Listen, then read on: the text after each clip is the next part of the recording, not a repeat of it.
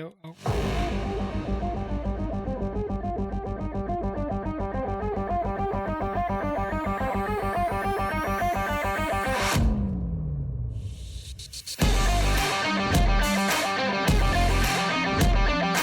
maybe I'll figure out next time. I feel like I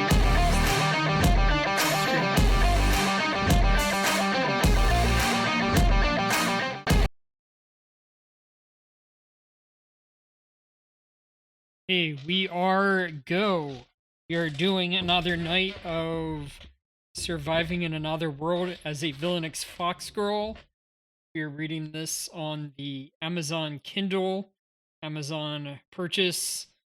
It is a very cute light novel series, 2 books, and we just finished up chapter 3 right here. Moving on to chapter 4. Chapter 4, The Decisions We Make. I'm aiming to do at least 2 chapters tonight. Maybe we'll do more, we'll see.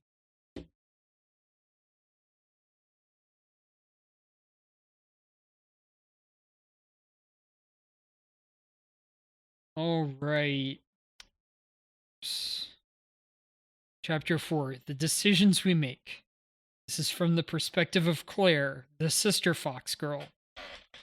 I was 2 years old when memories of my previous life flooded back.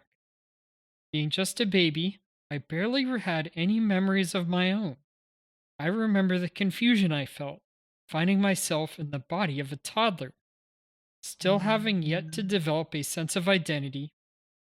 Perhaps it's no great loss that I don't remember much from those first 2 years of life. For all intents and purposes, I was simply a normal 2-year-old who'd just begun learning how to speak. Something happened at the time that sparked those memories. Due to some overzealous frolicking during the harvest festival, I took a tumble and smacked my head on the ground. The earliest memory I have is of the world spinning around me. I remember laying there, face up on the ground, watching the clouds float by through a blue sky and the wonderful fluttering pieces of fabric strung up all around. Our usually bleak village was festooned with color thanks to the festival. I remember seeing the colorful fabric and thinking how much they reminded me of sports day flags. What the heck was a sports day flag to begin with? The rest of my memories quickly flooded in, one big flood of information, the force of which made me feel as if my head might explode. I passed out, and when I still hadn't awoken the next morning, my parents began to worry. When I did finally come to, I was far from what I remembered as at home. Why was I a toddler? Why did I have fox ears? Everything was a befuddled mess. My parents assumed my confused babbling was due to me falling and bumping my head. Thinking back, I considered it a blessing in disguise that no one thought I was crazy, considering the outrageous things coming from my mouth. While a part of me was glad my memories had returned, my mind was still that of a 2-year-old. I'd still be some time before I could begin to understand anything. I told my parents and Miku about my fragmented memories, and I tried reenacting the various things I remembered enjoying once upon a time. We had fun taking baths together, and we tried making pudding because I wanted to eat some. My parents would always say what a strange child I was, but they never scolded me or made me feel bad about any of it. They simply watched over me. Thanks to their almost saintly patience and parental love, I had a comfortable upbringing where I looked forward to every single day. The next year, I turned 3, and my brain had developed enough that I finally remembered everything. Or rather, I had a life-altering revelation. Not only was this world the same one from the Otome game I used to play in my previous life, but my twin sister Miku and I were actually rival characters in that game. I was shocked, but also a little sad. I didn't care about my own fate that much, but the heroine gets together with the love of Miku's life, causing her to sink into a deep depression from a broken heart, and thus leading her to live the rest of her life alone. I really don't like that ending, but I know I can change it depending on my actions. To begin with, I don't have to fall in love with that guy. Now that I see the world as a game, I don't even view him as a potential love interest. I know that sounds cold, but that's how it goes sometimes. Besides, he's a pretty two-dimensional character, and I was always the kind of gamer who could separate her game love interests from real men. At any rate, it's not important. It's Miku I'm worried about. If Miku doesn't get together with her beloved Ector, all that awaits her is death. Pretty unbelievable, right? Why is love the requisite for avoiding certain death? I remember screaming in frustration when I first read about it. The cause of her death is a curse. You see, unlike most people, Miku can only use one type of magic: light. Most people in this world can control multiple elements, but those, like Miku, can wield only one, are cursed at birth.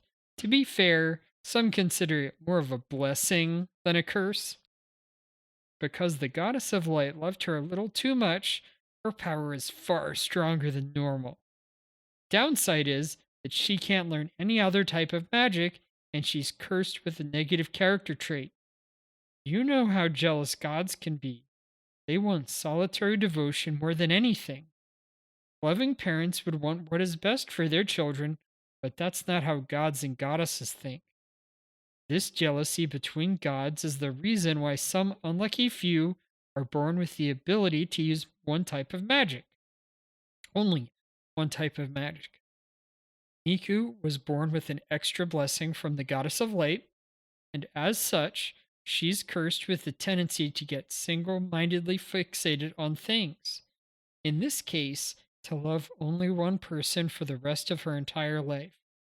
It sounds pretty romantic at first, right? Or at least, that's how I saw it in my previous life. Living out your life beside your soulmate sounds great. But what if things don't work out? That's when the curse begins to take effect. The gods say it's better to die in peace than live in suffering, but that doesn't sit right with me, especially when it results in Miku potentially losing her love and dying in agony. And at the end of the Ector route, even if the heroine gets the happy ending, Miku still dies of a broken heart. Ector's route is the only route where Miku's death is absolutely guaranteed. How tragic. Since Ector's route is the easiest one, most people end up taking it, but there was always an uproar among fans concerning Miku's death. There's no way I'm letting an innocent young girl like Miku, who has the literal smile of an angel, meet such a devastating fate. I will prevent her death no matter what it takes. You see, I'm actually a huge Miku stan. Oh, my chat, of course. I love the precious silver-furred fox girl even more than the supposed love interest. And now that I find myself living in the previously imaginary world, it makes even less sense to die over something as stupid as love. Even now, I can't stop agonizing over it. Being here in the game world means that I can't just simply sit back and let injustice happen without a fight. I had just happened there. I had just turned 3, and here I was, filling Miku's head with all sorts of wild ideas when she still didn't fully understand who she was. In order to avoid this future, we trained our bodies and our minds and pushed our magic abilities to their limits. It was like a form of brainwashing, of self discovery. All I wanted was for Miku to live and be happy. The more we learned about our magic and what we could do with it, the more I realized the true seriousness of the situation. I quickly realized the game was real. So was God's so called blessing in the form of a curse. I was determined to stop it at all costs. As a last ditch effort, I even tried getting Miku to learn to use something other than light magic in the hopes that knowing two types of magic might help in some way. It didn't go well. As you might expect, I realized the only thing left to do was tell Miku of the danger she was in. Granted, if Hector never falls in love with anyone else, then the problem's solved. But throw a perfect heroine into the mix, and there's no telling what might happen. I can't do anything without knowing which route we're on, but I'll feel better once all elements of uncertainty are eliminated, which is why I believe as long as Miku doesn't fall in love, she can avoid an untimely death. Or, at the very least, she could settle down with a nice local fellow. Since the people in our village hardly leave, I wouldn't have to worry about her partner cheating on her or anything like that. But my perfect plans have been ruined, and all thanks to that stupid Hector. Hydrate.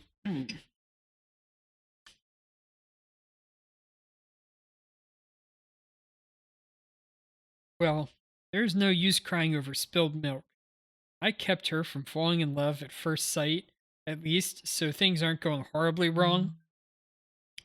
We saved the village, and we changed enough of the story that I believe there's still time to change the ending.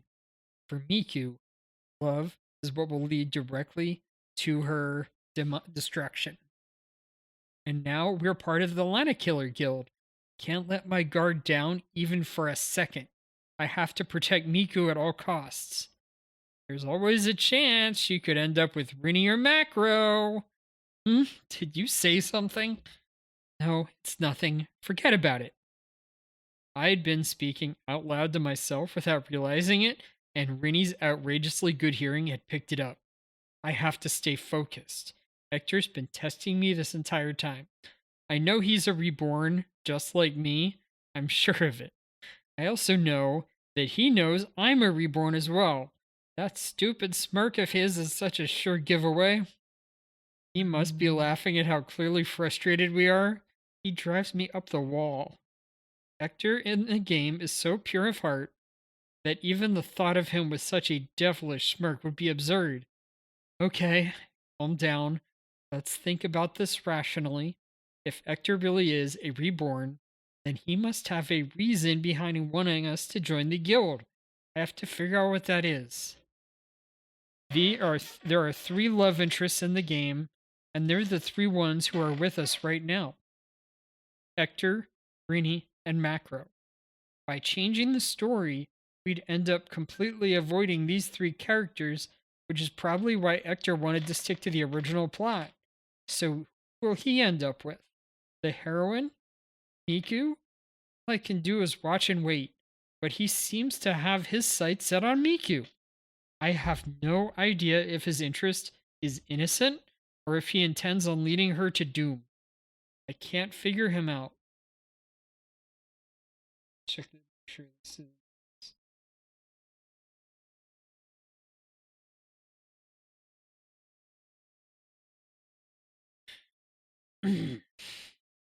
There might be a completely different reason that I can't even begin to fathom.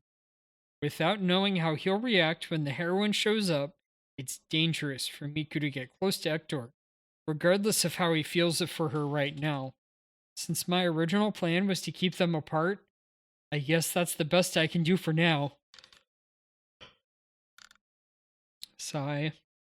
I can't change anything I don't understand, no matter how hard I agonize over it. Calm down. Maybe I'll take a nice, relaxing bath and see if I can remember anything useful. It'd be nice if I knew what major events were coming up, but I can't remember them. It's a rather involved game, and unfortunately, I've forgotten a large part of it due to living life as Claire.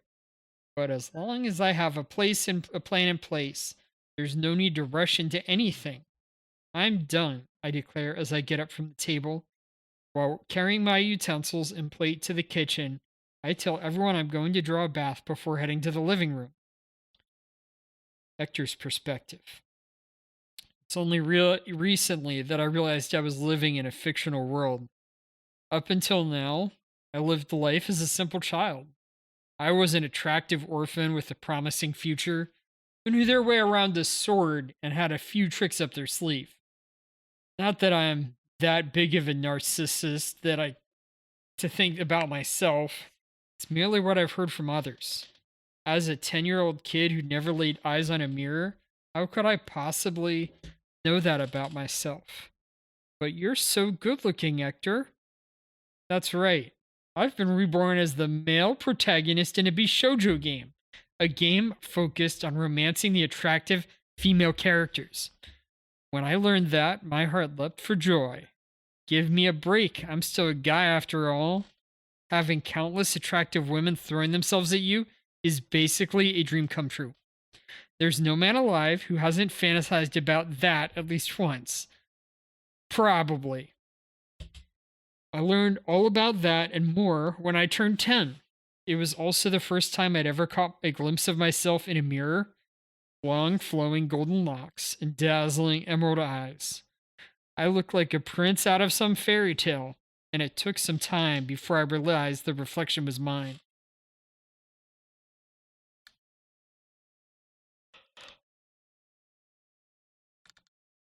As soon as I saw myself, all of my memories came flooding back so violently that my head felt like someone had smashed it in half. The pain was so bad, I passed out, crumbling to the ground. When I came to, I was in my bed in the orphanage. Seeing the worried looks on Rinnie's and Macro's faces had left no doubt in my mind. I'm in the fictional world of the game.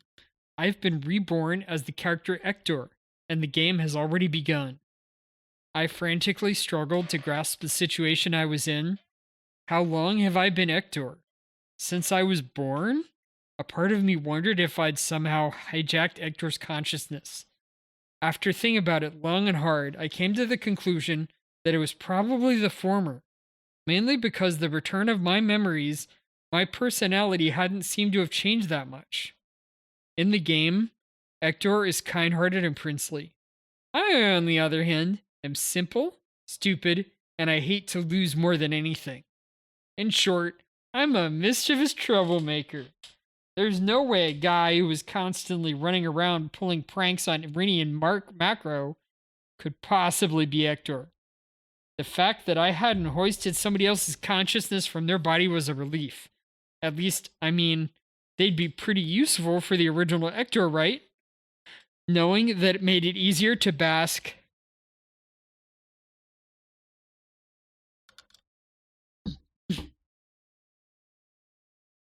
Hydrate.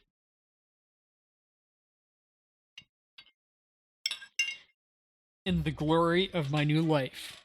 Even if I had kicked the real Hector's consciousness out, there'd be no point in moping about it. You gotta live your life to the fullest. The next thing my mind jumped to was the world itself. Was this really the world of the game? I desperately tried to remember anything about my previous life, comparing whatever memories I still held from the game to the world around me. As far as I can recall, it started off as a simple Otome game, which steadily worked its way up through ranks. As soon as the rival characters started suddenly skyrocketed in popularity, the games quickly put out a spin-off sexy Bishoujo game for guys. I was, of course, more into the dating sim version of the game, but as a die-hard fan, I played the original version for girls as well. Consequently, I was incredibly familiar with both the male and female characters. It's just a hunch, but Claire seems like the type who would have preferred the original Otome game. There was a side quest in the spin-off version of the game that had players working to first create and then level up their guild. This game mechanic became so popular that people started playing for this reason alone. They ignored the main premise of the game, having no interest in wooing anyone, and instead built up their guild membership, made friends, completed various missions, and even battled against other guilds via the online multiplayer feature. I'm not exaggerating when I say I spent the majority of my adolescence playing this game. It's not like I was alone or anything. My friends from real life played right alongside me. Hydrate.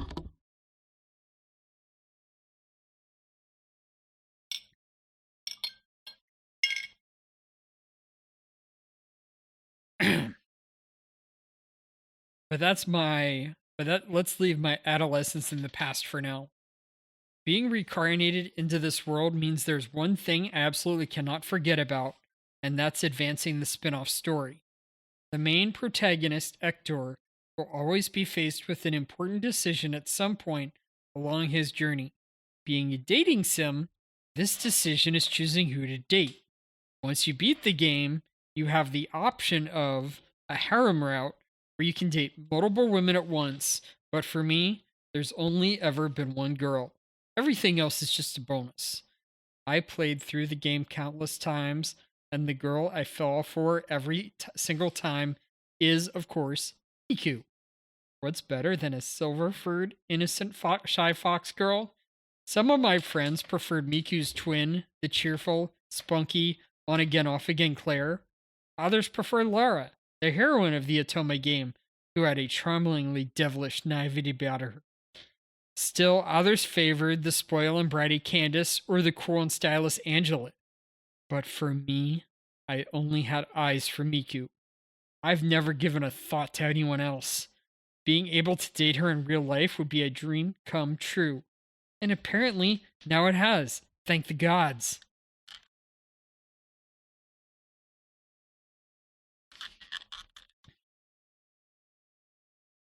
And that's why I'm doing whatever I can to make sure everything follows the Bishoujo game story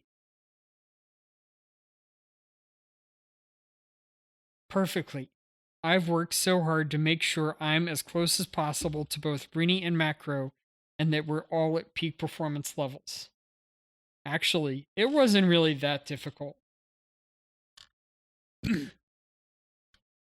Having grown up in the same orphanage, they're basically like brothers to me.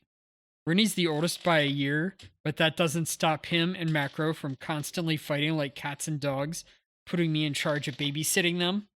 The three of us are inseparable and basically like a real family. Both Rini and I have never known our parents. Macro chose to live in the orphanage to provide for his family, so he still has an actual home. We traveled to the Dwarven Mountains once for a visit and even took a dip in the hot springs. It was pretty fun.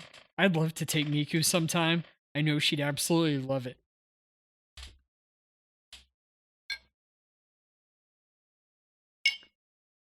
Sorry. I'm getting sidetracked. In order to start a relationship with Miku, there's one thing you can't forget, and that's Miku's character flaw. In a world where almost everyone can use all sorts of magic spells, Miku can only use light magic. Because of that, whoever she falls in love with will become her soulmate for life. Sounds great, right? That's what makes her all the more endearing. But there's a hidden, huge pitfall in there as well. If she falls in love with someone else, for example, perhaps she's already met the love of her life in her own village, the thought alone makes me sick. I worked so hard to get so strong and to build up my guild following the story perfectly. I had to trust that she simply wouldn't fall in love with anyone before meeting me. That's why I was so nervous when I initially met Miku in her village. I decided to act just like the game actor would. Seeing Miku blushing right in front of me is almost too much to handle. According to the Otome game story, she should have fallen in love with me right on the spot, but for some reason she didn't, although she did seem quite charmed. I was a little disappointed, but not a big deal. Why not? Because in the Bishoujo version of the game, she doesn't fall in love with the protagonist at the beginning. It wouldn't be much of a dating sim if the girls fall for you with zero effort after all. So, perhaps the world we're in isn't the Otome version, but the Bishoujo spin-off. The difficulty goes up, knowing I'll have to do my best to win her over, but that only spurs me to greater efforts. A part of me is pretty pleased by these developments. However, there is no time to let my guard down. Hydrate.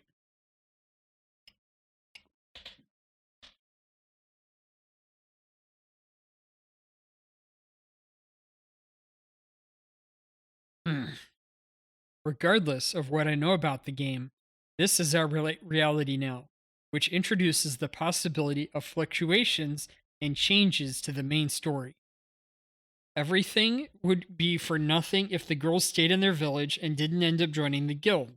Besides, if that happened, Miku might fall in love with someone in her village, and I absolutely cannot let that happen. She's mine. Which is why I had to keep her village from getting destroyed. The village is completely decimated in the original Otome game, but there's chance to save the village in the Bishojo game version. That's the first choice you make in the game, which is also how you can easily determine what version of the game you're playing. The choice is dependent on the player's actions. We had to slaughter the attacking monsters. Failure was not an option. Most guys do it because they want the cute girls fawning over them, which is pretty sleazy in my opinion. I just don't want the cute and innocent Miku to be sad. Besides, since she didn't fall in love with me at first sight, the only way to get together with her is to force things to follow the plot of the Bishojo game. We'll have no idea what's in store for us if we break from the original story.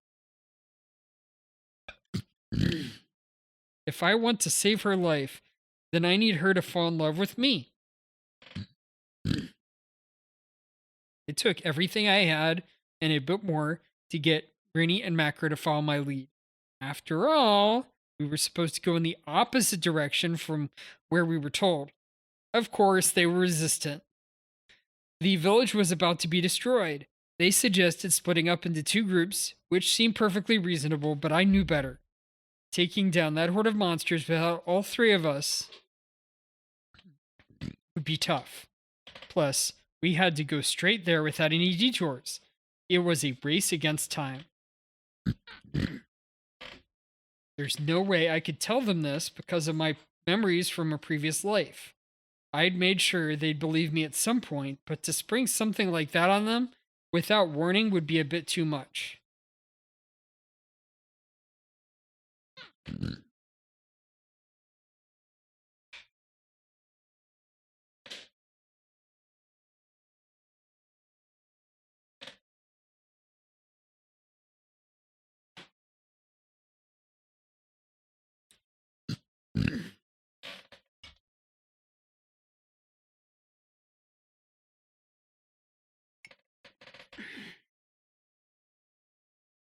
I haven't told anyone about my past life in order to avoid the inevitably resulting chaos, and in that moment, I regretted it deeply.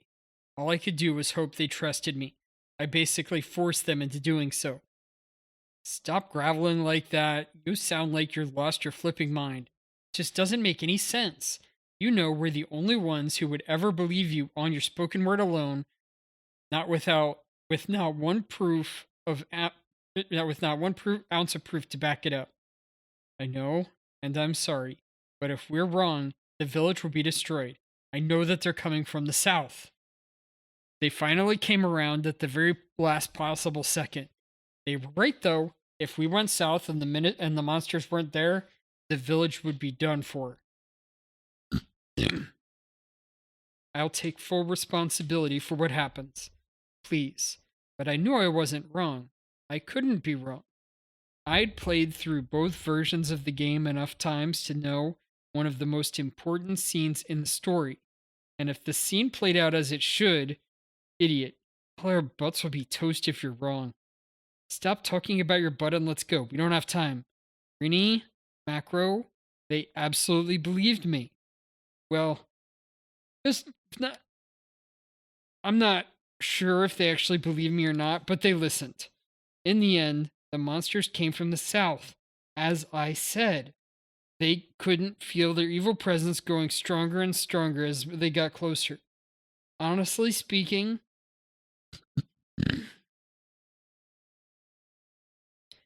it was an immense relief.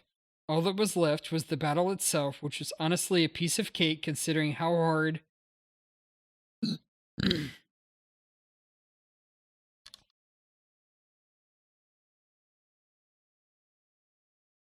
we'd been training until then. Not to toot my own horn, but I was more than capable of taking down a few monsters by myself at this point.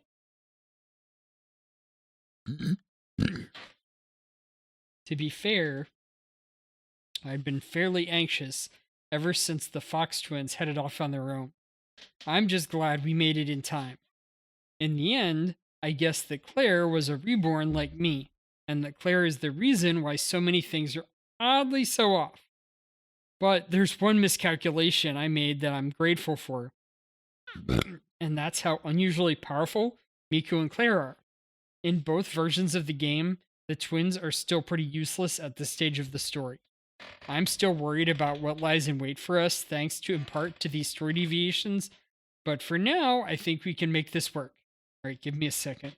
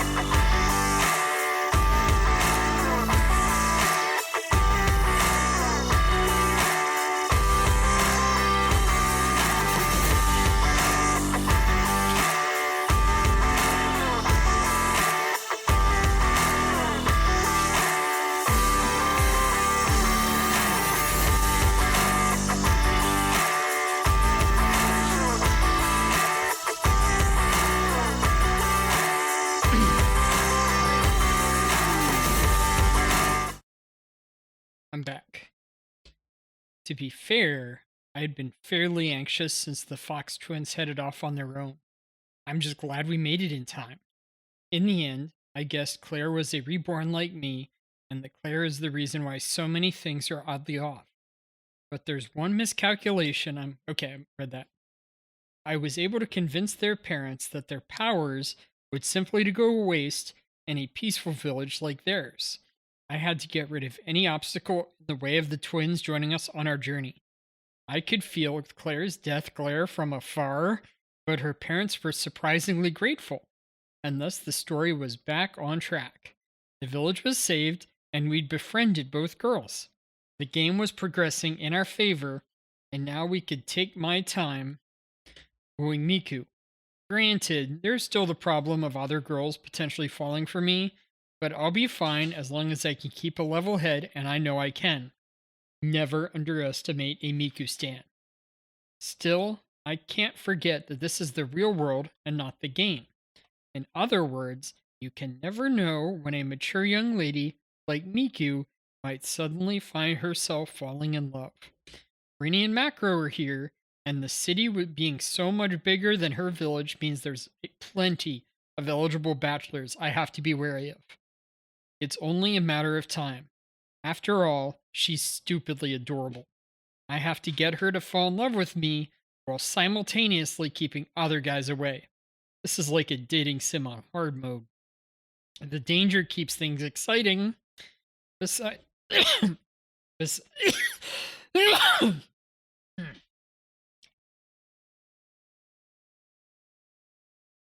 Besides, Miku will be safest in my arms. If she falls in love with someone else, chance of her death only rises alongside the danger of infidelity. We're meant to be. My love for her is real. There's no way I'll let you fall for anyone else. As long as our love is mutual, then I can save her. I absolutely won't let you down, Miku. I'll make you fall in love with me if it's the last thing I do. Miku's perspective. Whew, baths really are cozy. You got that right. The tub is really so big, so there's more than enough space for both of us.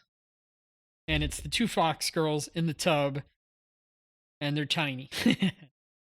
As soon as the water started boiling, Hector suggested that Claire and I enjoy our first bath. I felt bad being the first ones in, especially seeing as we're guests here, but he refused to back down. Ladies always go first, so don't worry about it. Unable to turn down Hector's kindness, we happily enjoyed the freshly poured bath water without guilt. Miku, I've been thinking, Claire says as the hot water bubbles around us. Can I tell you something? It's about the game. Yeah, sure. She keeps emphasizing how the game hasn't started yet, but I thought our village getting attacked was the event that starts the game. How could we have passed that point without the game starting? The incident in our village happens before the main story. It's like an introduction to our characters, and that's where you meet Hector for the first time. The monsters swarm our village on our birthday, and everyone is slaughtered except for us. Pretty cool, right? It's way too sad. Actually, a lot of players hated it, mainly because we're so popular. Okay, well, I don't really understand anything other than we still haven't yet reached the starting point of the game. What the heck is a player anyway? All the pieces start falling into place though.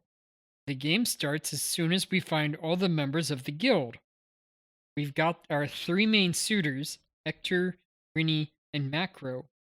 I've heard this so many times I could recite it from memory. Each has their predestined partner. For Hector, that's you, Miku. I'm with Rini. And then Macro is paired with Candace, a girl younger than us. Yep. This is no news for me. Then there's the NPCs. An older lady who's rather skilled with a sword, a blacksmith, a fellow who specials in magical gadgets, and a go-between, the lady with all the connections. They said we need 5 more members to rank up, right? I know without a doubt it will be those people. The numbers match perfectly. The other girl character, Candace, plus the 4 NPCs for a total of 5 members. The numbers do match up, so Claire already knows who will be joining us. It's kind of reassuring. Maybe it'll be easier for us all to be friends if we know beforehand what type of people they are. The key player, though, is missing from that list, though. Key player, I ask? I thought we only needed 5 more folks. Seeing my obvious confusion, Claire's ears twitch this way and that in excitement as she waves her fist in the air. The heroine! The game's main protagonist, Lara! The game officially starts once she becomes our friend and joins the guild, but I have no idea when that will happen. I see. Claire's frustrated because she doesn't know when the game will start. I still don't fully understand, though. Without knowing who the rest of our soon to be friends are, I can't really do anything to help. With the stage already set, it's a little too late to keep talking about destroying the narrative. Us joining the guild the way we did is proof that I've given up on that front. The way we joined the guild was different enough that it might have some unintended side effects, although we won't find out until later. After all, this might be the game world, but we're playing through it for real, which adds some elements of surprise and uncertainty. If I remember correctly, in the original story, the village is destroyed and they take us under their wing, right? I confirm with her. I'm glad we were able to stop that from happening. If not, I wouldn't be here right now taking an amazing bath with my sister. Instead, I'd be inconsolable after losing my family and everyone I knew in that village. I'm so glad Hector and the rest of the boys were there. Our village owes them their lives. There are not enough thanks in the world. Yep, it's also a pretty big deal that neither of us have fallen in love with anyone yet, especially you, Claire says. I have a feeling the heroine won't make an appearance for another 2 years. I'm already in a serious relationship with Rini by then, so it'd be weird if we didn't have enough time to develop feelings for each other. But it does say we fall in love, so maybe it's faster than that? I honestly have no idea how Game Claire feels about anything she shouts, her tail turning up bathwater. If we'd stayed in the village, none of this would matter. Hey Claire, you're splashing me in the face. You don't think there's a chance you might fall for Rinny? I ask, lifting up my tail to protect my face. No, that was quick. I'd assume she'd give it some thought at first. Though I guess I expected that answer. She seems pretty indifferent when it comes to herself, which is what makes me worried sometimes. Actually, if I had to pick a type, it would be Hector. But don't get me wrong, I'd never actually fall in love with some two-dimensional character, and especially not this Hector, who's nothing like the one in the original game. This is the first time she's even mentioned her preferred type of guy. She waves her hand in front of her face as she talks, as if further negating her interest. Love in the game and love in the real world are different, apparently. The type of guy she might fall for in real life is different from who she might fall like in the game world. Is that how it works? For starters, I'm a completely different person from Game Claire. Might share a few similarities, but that doesn't change who I am. I have no interest in falling in love, not in the past, not now. I see. That only makes our future even more uncertain than ever. At least now I know Claire has absolutely no interest in falling in love. Hey, Claire, we absolutely can't rush this, I say gently. I know we talked about this when we were cleaning, but we have to try and ease into this new life. I want to get along with everyone. I know Claire's biggest motivation for doing her best, and that's always been looking out for me. Still, there are many moments in life that are simply uncontrollable, and running around like a chicken with its head cut off, worrying night and day, will only tire you out. Besides, all I really want is for everyone to get along. Those 3 guys went out of their way to bring us all the way to the big city. Why can't we just enjoy our time here? Isn't it better to work together? Niku, you are an angel! Ah, eep, eep! As if moved by her words, Claire suddenly embraces me in a bear hug. It's so out of nowhere that I don't have time to brace myself, and the next thing I know, we are both underwater. Glub, glub, splash. We both pop our heads up at the same time, water flying everywhere. Our eyes meet, and we burst into laughter. I love being able to laugh with her like this, Being alive means dealing with difficult situations. But no matter what happens, we'll always get through it together. And I know everything will always be okay with Claire by my side. That's how it's been, and that's how it will always be. You're right. No matter what happens, you'll get through it, Claire says with a bright smile. Yep, I'll always be on your side, Claire. You can count on me, no matter what.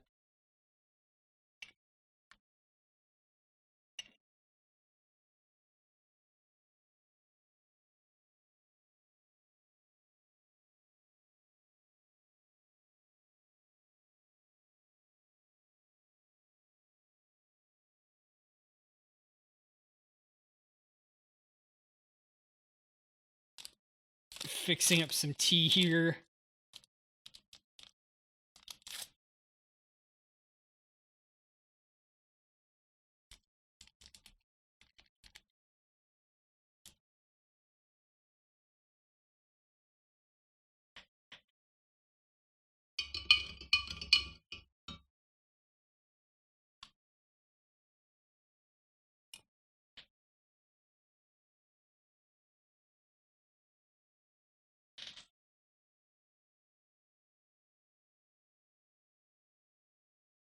Hmm, that's good. And I'll always be on your side, Miku. I'll be right here, through thick and thin. We've been together since the first day we were born. Claire's always been a little bit different, but with her being born, retaining her memories from her past life, but in her heart, she's the warmest girl I know, even though she can be a real brat sometimes. Is Hector really a reborn too? And what of this mysterious heroine? Who will fall in love with who? No one can say for sure what the future might hold. However, the only thing I do know is that I'll always support Claire no matter what. After all, she's my sister, the only one I got. Let's go dry out our hair, Claire says, and I answer with a smile as we step out of the tub. I hope this small moment of happiness lasts forever and ever. On to chapter 5, Kiefer and Candace. It's been 10 days since we joined the Lana Killer Guild. I've slowly grown used to my new life, including enjoying breakfast together with everyone every morning in the dining room, which is where we are now. Claire naturally took over cooking duties, which means she's in charge of the breakfast menu. I help out too, of course. Rini looks ready to dive into the spread of delicious looking soups and fluffy homemade bread on the table, but Macro stops him. We should wait until everyone's here. I expect this might start off yet another quarrel between them, but Rini uncharacteristically agrees with the dwarf, waiting patiently while drooling with anticipation. Just give me a minute. I'm almost done setting the table. The guys are always showering us with praise for the delicious food, but Claire is awful at accepting compliments. However, it seems as if everyone has grown accustomed to Claire's unique mannerisms over the course of the past 10 days, so none of them take her rudeness to heart. It's just her way of expressing her shyness.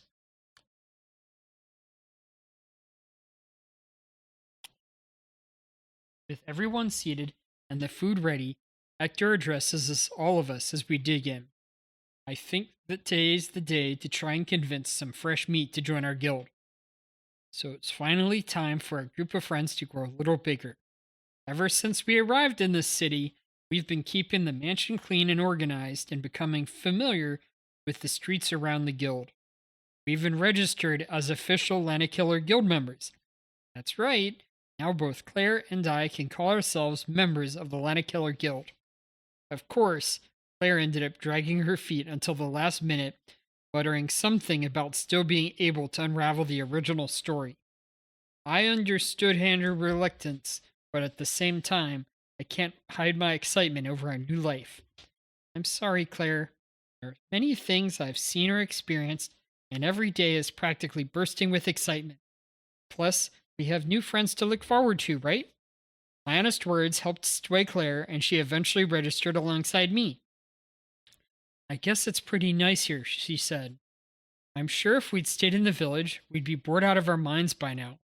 I'd been so caught up in training for that fateful monster attack that I didn't have time to think about anything else. Up until now, a part of me was worried I'd force Claire into a situation that she didn't want to be in, but hearing her words made me realize I'd been worried over nothing. Well, deep down, I'd known as much. Hee hee! As your twin sister, I can easily tell how much she's enjoying her new life. You mean Candace, right? Rennie responds while resting his chin in his hand, grinning at him teasingly. Oh, I've heard that name before. Isn't she Macro's rival romance? No, not her. Although I am considering asking her.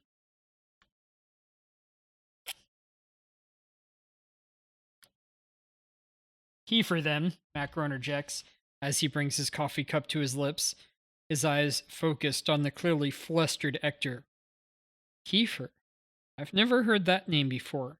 And why does Ector seem so uncomfortable? What's wrong? Um, yes. The Enchanter Kiefer. He's who we actually go to for all our magical knickknacks. He's the best in the business. Although he has a tendency to whip up weird prototypes and force them onto his customers in an attempt to figure out if they will work well or not. An enchanter, as someone who's never touched so much as a magic wand in their life, title doesn't ring any bells. Although I know there are plenty of useful magical gadgets out there, I'd love to see them and how they're made. Maybe if we become friends, he'll let me watch him work his magic. Honestly, we get more free experimental prototypes than things we actually need. But getting to play with nonsensical gadgets is pretty fun, Rennie says with a laugh. Fun? I think you mean dangerous and terrifying, Macro corrects him. I quickly changed my mind after hearing about how Macro put it. If it's dangerous, then I'm out. I put my curiosity aside to the side for the moment, listening to what they have to say. There's no denying his talent, though, Hector interjects. He's never created a bad product, although plenty of ones that don't seem to serve any purpose. At any rate, he's incredibly trustworthy. If Hector trusts him, then I'm sure he's a good choice. He sounds a little weird, but I'm willing to put in the effort to make friends. I'm sure Kiefer will be completely on board, Rennie says. And as soon as he agrees, Candace is guaranteed to join as well. I realize Rennie's had the same goofy grin on his face the whole time. Also, why did Candace's name come up when we were talking about Kiefer? Excuse me, but who's Candace? Is she another guild candidate? Claire asks the question that's been bugging me the whole time, and Rennie excitedly jumps in to answer before Hector can even open his mouth. Why does he look so happy? I can explain. You see, Kiefer and Candace are cousins. Their mothers are twins. That's not part of the story, Claire mutters under her breath. Guess this is yet another deviation from the original story. Just as it dawns on me why the two seem to come as a set, Rennie excitedly drops a literal bombshell. Also, Candace is completely head over heels for Hector. Oh my. Oh my. Shush, Rennie. No one needs to know that. What did she say? Head over heels? In love? Is that so? That's odd, though. I could have sworn Claire and Candace said Candace is supposed to be in love with Macro, right? If she's in love with Hector, then I glance over at Claire and see the same surprise on her face. Yet another unexpected twist. All right, this conversation's over, Hector declares with a clap of his hands. You'll know everything when we go meet them. Let's finish eating and get ready to go, okay? It seems like Hector doesn't want to talk about it. Like he's embarrassed that this girl likes him. He is pretty popular with the girls, so this must happen a lot. Oh, is it possible he likes Candace? My curiosity is killing me, but I feel like it's better if we don't pry any further. All I can do for now is wait and see.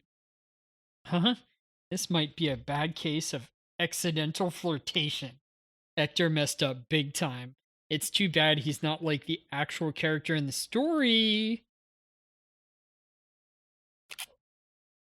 I try my best to pretend like I can't hear Claire, who's muttering to herself right beside me. Besides, I feel bad for poor Hector. As I sip my poor breakfast tea, I send Hector a silent apology. I'm sorry my sister's always been such a handful. Once we finish breakfast and get everything cleared up and put away, I head toward the front door along with Claire. Kiefer apparently lives nearby. Since we don't really need to bring anything, we ready to go in no time at all. All right, shall we? Hector, Rinny, and Macro are already at the door, waiting for us. Huh? I thought we'd certainly be ready first, but actually, we were the slowest. I apologize and thank them at the same time for waiting, to which Hector answers by thanking me for cleaning up the breakfast mess. He really is very kind. I feel really anxious for some reason. Do you really think we can become friends? I ask, worried. It's finally time. My heart's beating out of my chest with nervousness and excitement. I can feel my tail wagging behind me, and from time to time, I catch my silvery gray fur sparkling in the light from out of the corner of my eye. Ugh, Miku, you're too cute. Yes, yes, we know. Let's go. Claire cuts Hector off before he can finish what he wants to say. I wonder what it was. It seems as if she cut him off on purpose. Hector looks slightly annoyed, as if realizing the same thing I did. Sorry, Claire's just really dedicated to make sure I don't fall in love.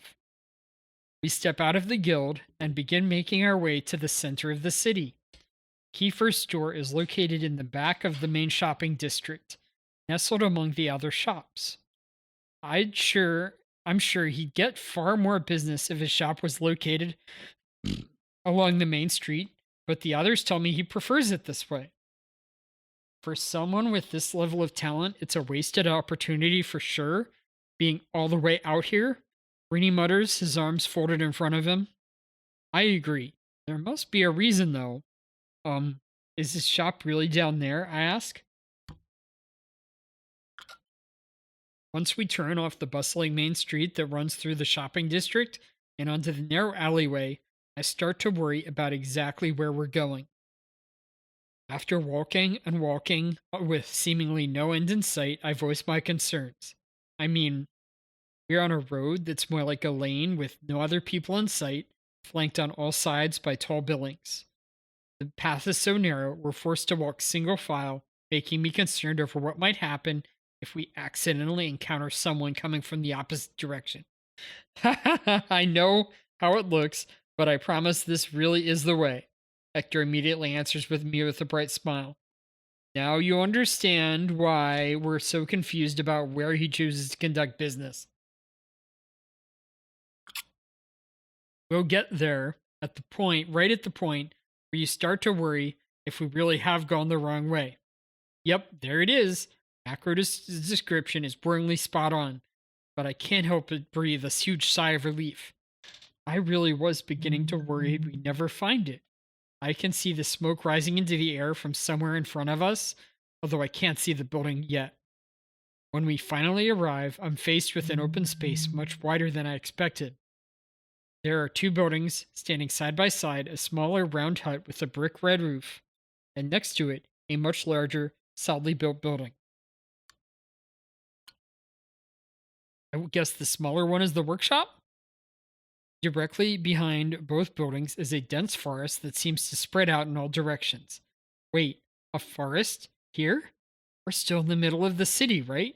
I hesitantly asked Hector, faced with the improbable scene before me. It wouldn't surprise me in the slightest if Hector told me we were actually in the middle of the woods. But I swear we walked down a city street to get here. Honestly, I'd believe it if he said we'd been magically transported here.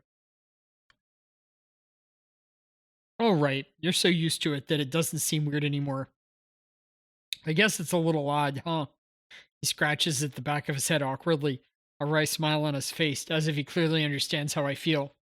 He explains how the forest is man-made. Although it looks impressive, it's only as big as a simple town square, which still seems fairly large to me. Kiefer made this space specifically because he found it annoying to constantly have to travel to the nearby forest for supplies. The forest here is filled with medicinal herbs, flowers, and specific trees that he often uses for work. While I understand how he feels, creating an entire forest simply so he doesn't have to walk that far seems like far more trouble than it's worth. I guess we all have our own priorities in life, though. Still,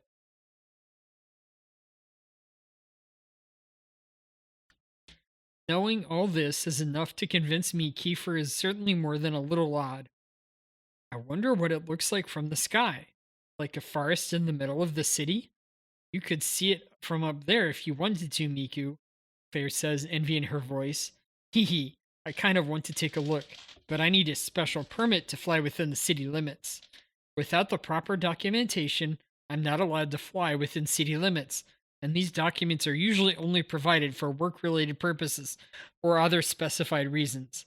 We had no such rule in the small village where Claire and I are from, but I guess that's just one more thing to be careful about for those who can fly, like me. Not being able to float on the breeze for no particular reason makes me kind of sad. It's fine as long as I'm outside the city, but it seems silly to leave the city gates just for simply for a jaunt among the clouds. Oh well. As soon as we rank up, we'll be able to get flying permission for all our members. Our credibility rises alongside our rank, meaning that we don't need to ask for permission every single time. Plus, the permit is good for other cities and countries as well. Huh? Really? I could fly anywhere I wanted, whenever I wanted, and join the breeze on my fur? Now I really can't wait until we rank up. Is that too selfish of a motive? Especially since I can't really help the guild in any way? I really need to work a little harder in that respect. At any rate, once we become a high ranking guild, I'll be able to soar through the skies without needing to worry for applying for permission beforehand. How neat. We still have a ways to go, though. So for now, my dream is still just a dream. As my mind skips from one thought to another, I noticed Rini has already jogged over to the larger of the two buildings and is knocking loudly on the front door. He really needs to tone it down a bit. Hello, Kiefer. Are you awake? If he's sleeping, maybe he should leave him alone. As I stand there, silently worrying to myself, the door to the smaller building suddenly flies open with a loud bam, causing my entire body to tremble in surprise as I hug my tail to my chest. I thought it was you, Hector. Wah, Candace! A petite girl comes flying out the door, propelling herself across the yard and into Hector's arms.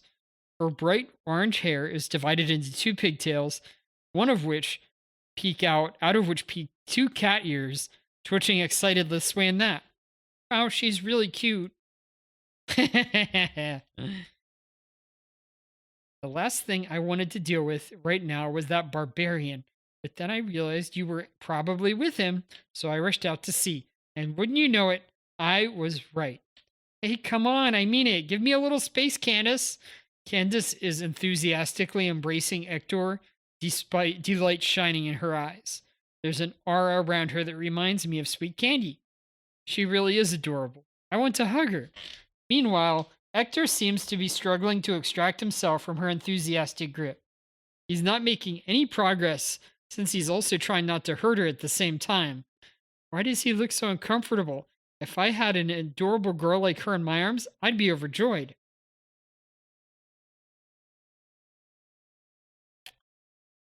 Who are those two? I've never seen them before. Candace finally notices, probably because I was staring a bit too hard. She glares at Claire and me suspiciously, her cheeks puffed out in annoyance. She looks so cute, even like this, but I don't want her to view us as a threat. I want her to be our friend. Oh, yeah, let me introduce you. But first, could you get Kiefer out here? Then I'll explain everything. What? There's no way I'm leaving you alone with those two vixens nearby. I only get him if you come with me. For goodness sake. Fine. And I told you to give me some space. You're completely underfoot. Vixens? I mean, I guess we are, but we're on your side. I haven't even done anything. Maybe she's just extra cautious. For being so standoffish, she seems awfully friendly with Hector. I wonder how they became so close. Candace suddenly, reluctantly loosens her embrace before enthusiastically reattaching herself to his arm. Should I come too? No barbarians allowed. She seems extra cold toward Rennie, who's been watching everything with a big grin on his face, clearly amused. Even her voice is low and threatening. She's incredibly easy to read. I can tell by Rennie's response that he knows she detests his teasing. You know, Rennie, just because she's an adorable button of a girl doesn't mean you can't get on her bad side. Aw, what exactly do you like about him anyway? The teasing continues. You really don't learn, do you? Gosh. His good looks. Although Candace's quick reply to his question leaves me speechless.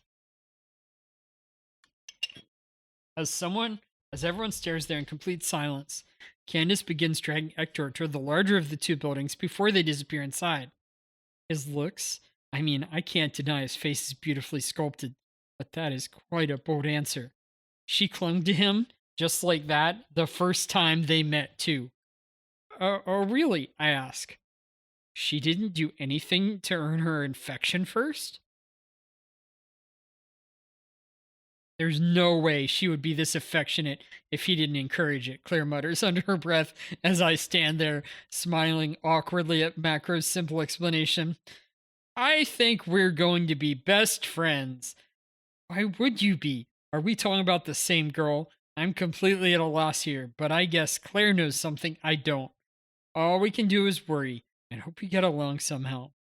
Aw, come on, what is it? It's way too early for this. This won't take too long. Gosh, you really aren't a morning person, are you, Kiefer? It's not even that early. After a moment, a very sleepy and very tall guy exits the larger building, rubbing his eyes. His golden locks stick out in every direction, and his bangs are brushed to the side in a very bizarre style. Clearly, he just woke up.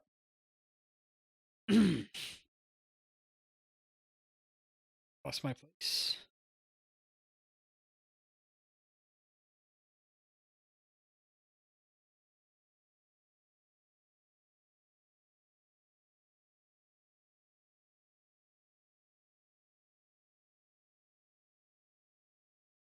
There it is.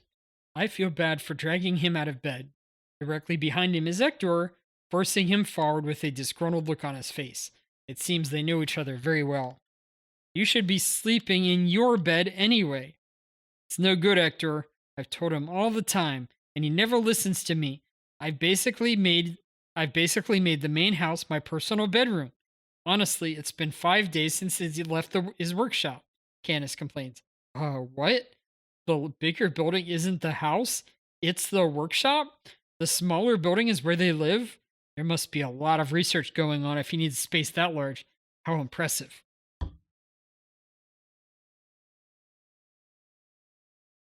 Sounds pretty bad to me. I'm sure if Candace wasn't around, you'd have died in your workshop a long time ago. I'll never let that happen. There's no I'll never let that happen. There's no way he'll die under my expert care. Candace giggles, puffing her chest out in pride, only succeeding in looking more adorable. The way her soft orange hair sways in the breeze, the way her tail curls this way and that are too cute for words. She's truly the epitome of everything girly. Even her clothes are cute. Perhaps, but he needs more than food. He doesn't get nearly enough exercise, Hector points out. I definitely can't help him with that all by myself.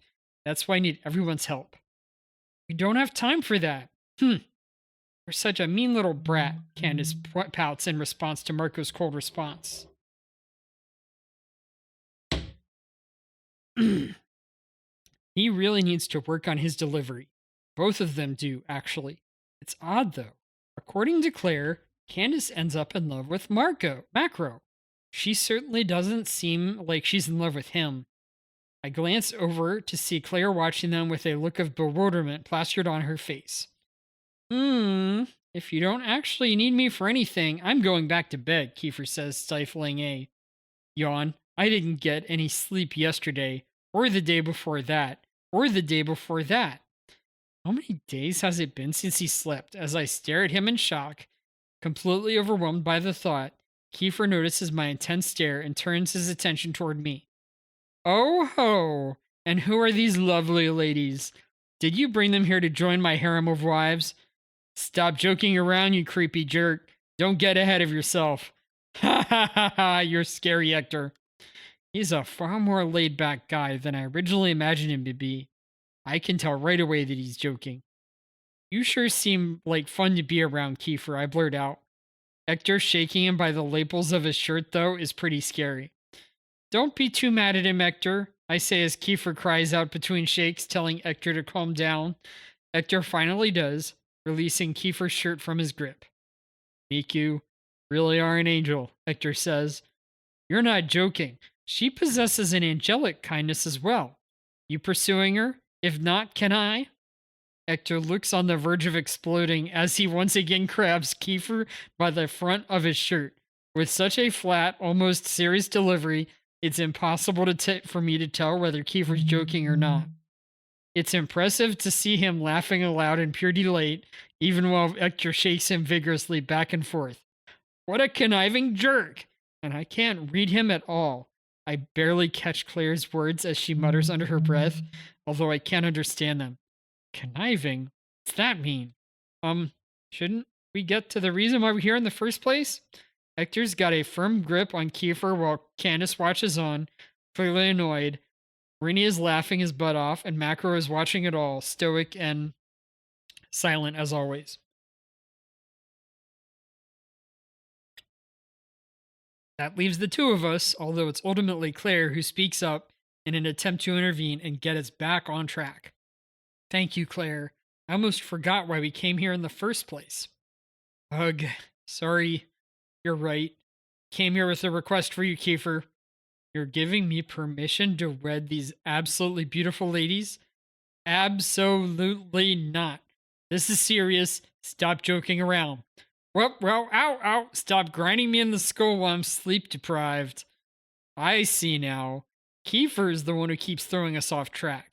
He's so straight-faced that it's hard to tell how he truly feels. Maybe that's what Claire meant by conniving? Come on, let's cut to the chase. Kiefer, we'd like you to. I'll do it. Uh-huh.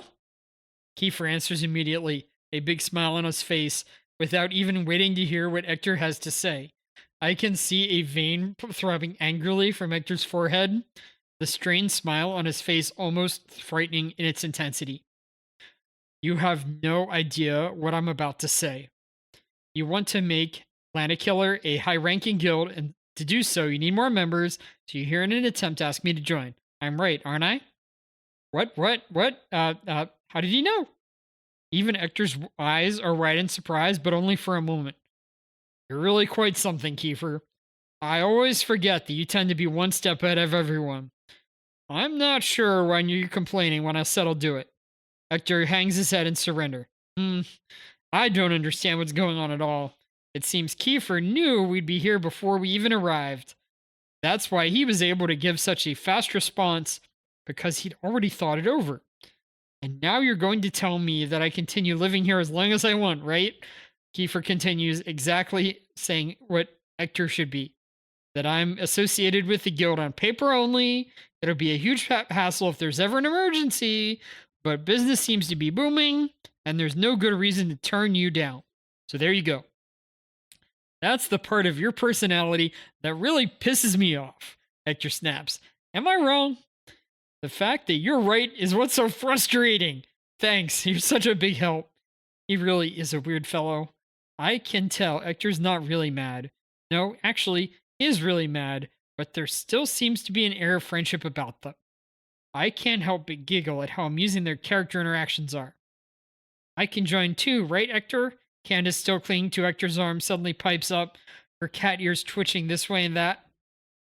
I'm glad she volunteered to join us. Huh? Well, I don't know.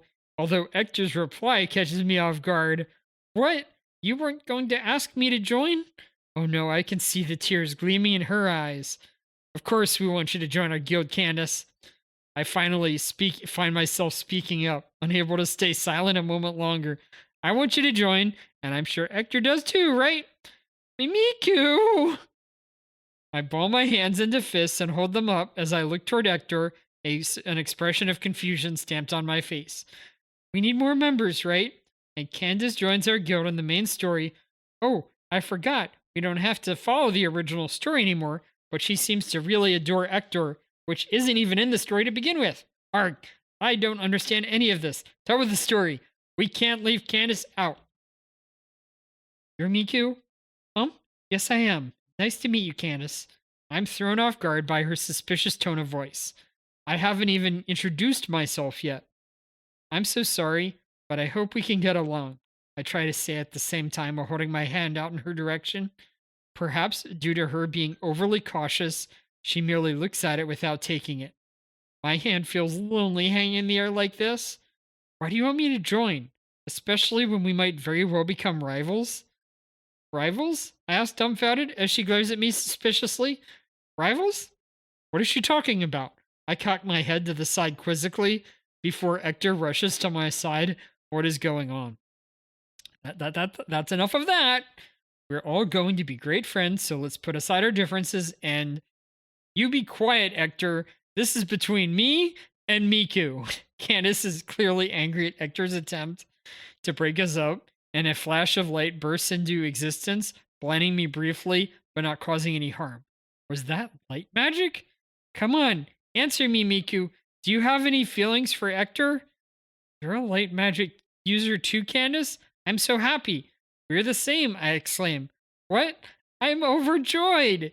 There's no one back in our village who can wield light magic other than me, but it seems like I finally found someone else. Can you use other magic as well? I ask all excited. Yeah, water too. Wow? Really? I can only use light magic, so I'm pretty jealous. But since we're both light magic users, I'm sure we'll be best friends. Huh? You can only use light? Huh? Huh? What? I grab her hands, shaking them enthusiastically up and down. Oh no, I got a little carried away in my excitement, and now she's annoyed.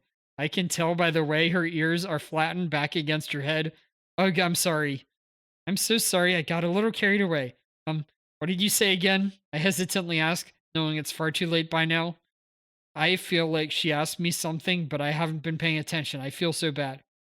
Miku, you're a natural airhead, aren't you? Candace asks through narrowed eyes. She is, but isn't she just adorable? Claire answers for me.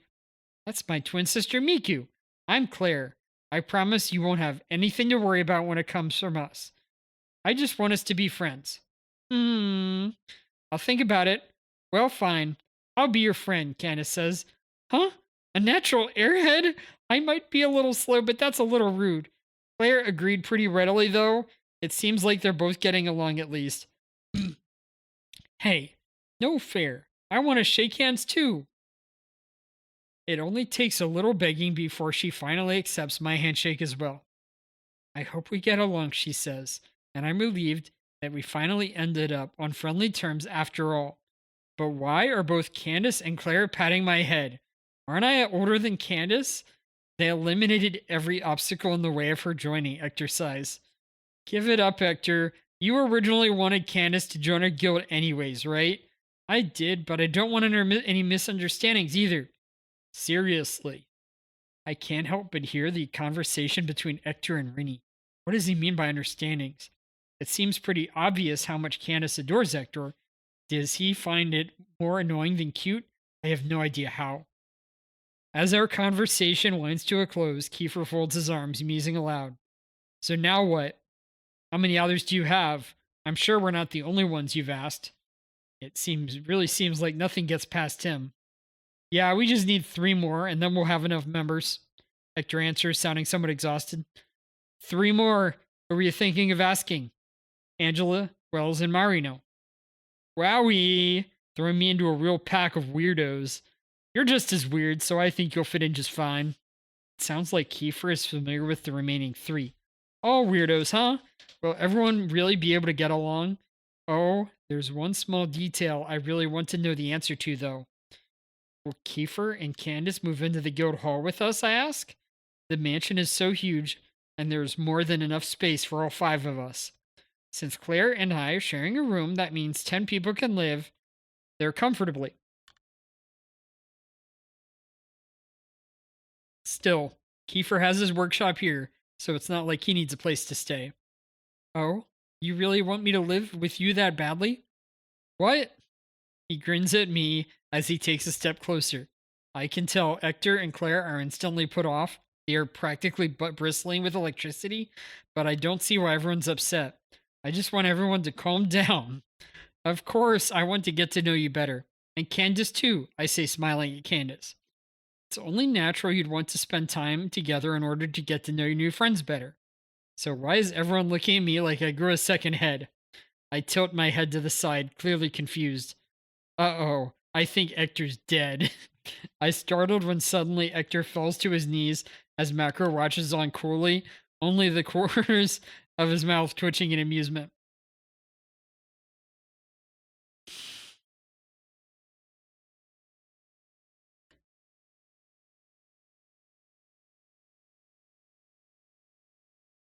Did something happen?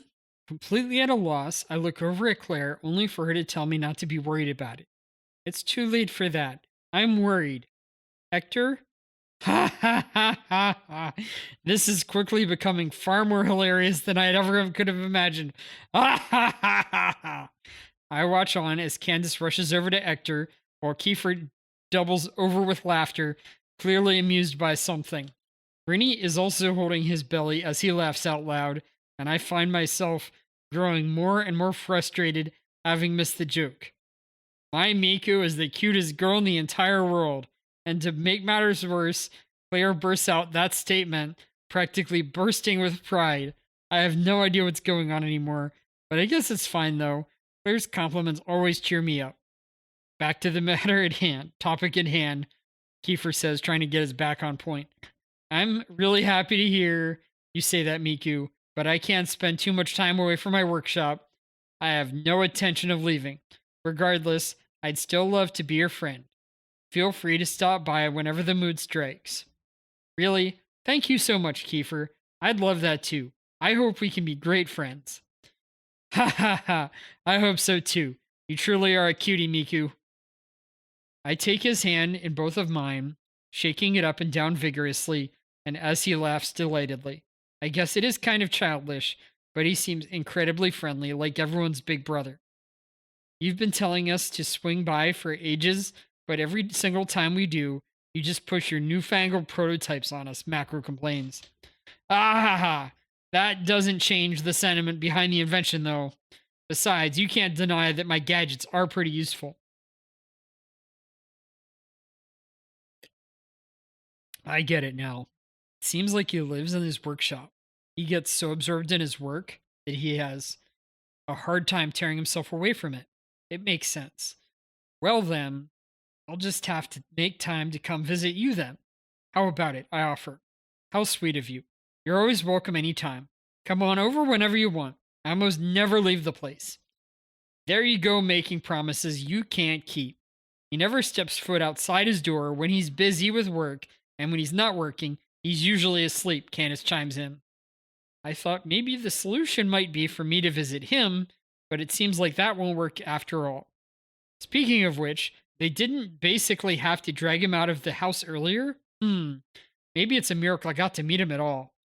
In short, this bozo is like a brother to me, and he will die if I leave him be, which also means I can't leave either. I gotta watch out for him, but you're always welcome to visit whenever you want, Miku, and maybe I can visit you from time to time. You're a really thoughtful cousin, Candace. It's very nice of sister-like of you to care for him. I'm looking forward to hanging out with you. I just hope we can be great friends. I have a feeling I'm going to get along great with both Kiefer and Candace. It looks like I suddenly have my two new friends. Hehe. Next time I come, I'll be sure to bring some treats along with me. Alright, and I have enough energy to do another chapter, but I'm going to get some more tea because that really helped out. Be right back.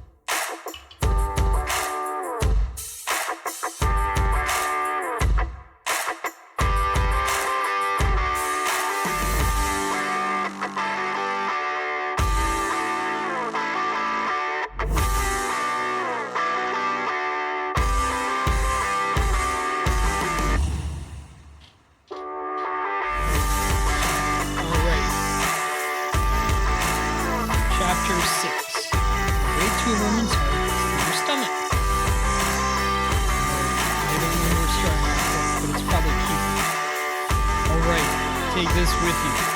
Just as we're about to head back, Ethan calls out to us while handing Hector a beautiful golden bracelet embedded with a green stone. You're giving me a bracelet? That's right. And looky here, I've got one too. Now we match. As he answers Hector's question, Kiefer shows us the bracelet on his own wrist. It's a similar design to Hector's, but the color is different. His bracelet is yellow-green with a sparkling green gem.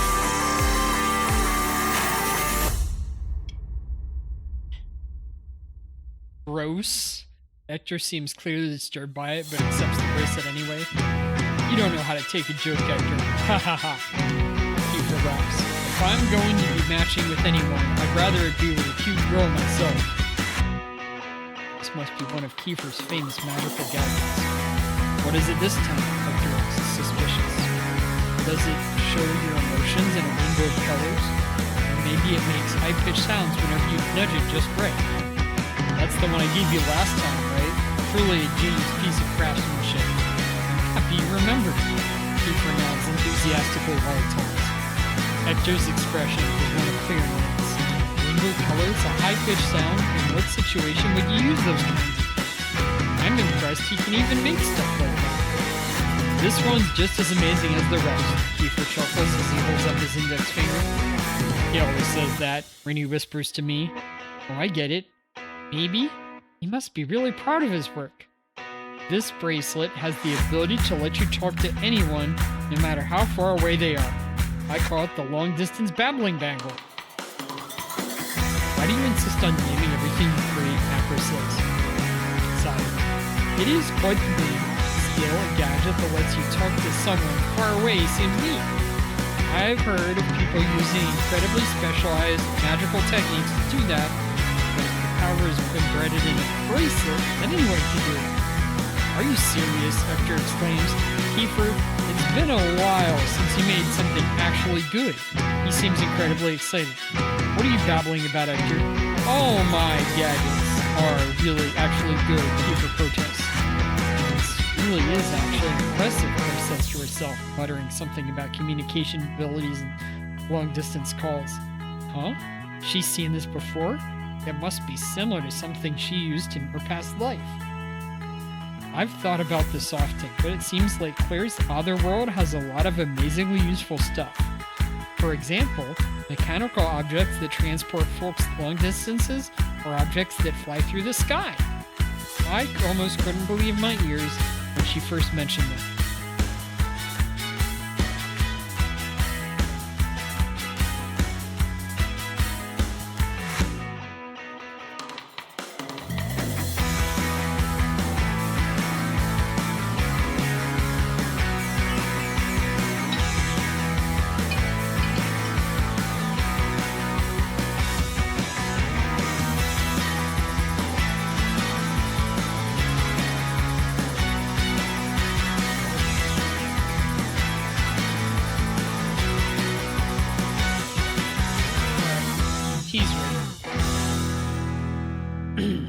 This is just a prototype, so I'd appreciate it if you could test it out for me, Kiefer says, tapping his bracelet.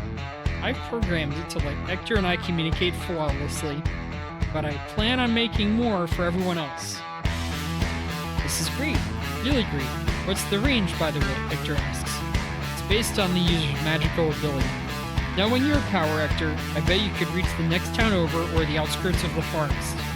I'm not as powerful as you, though, so I'm limited to the confines of the city. I see. So the range is dependent on whoever's the weakest, Hector summarizes. Since it runs on magic, you shouldn't have to make too many minor adjustments, Kiefer explains.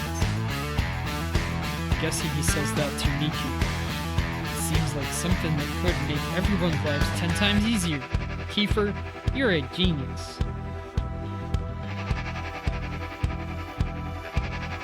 Having this one on hand today seems too convenient, Macro says, suspicious. You threw this together knowing we'd stop by, didn't you? Of course, Macro. I didn't just know how many of you were visiting, but now I know how many more I need to make. He'd known from the beginning that we were coming and was preparing the bracelets for us. That explains the lack of sleep, I say, and well, Seeing my surprise, Candace explains, forgoing sleep for work is a really bad habit of his. Really? I guess he does seem like the type who gets so wrapped up in his work he forgets where he is. But make sure you don't go overboard, okay, Kiefer? I say to him, you'll collapse from exhaustion at this rate. I'm sure Candace is worried sick about you. Just because nothing really bad's happened yet doesn't mean it'll always be that way. And just because Candace is always here to take care of him. Oh, we're back.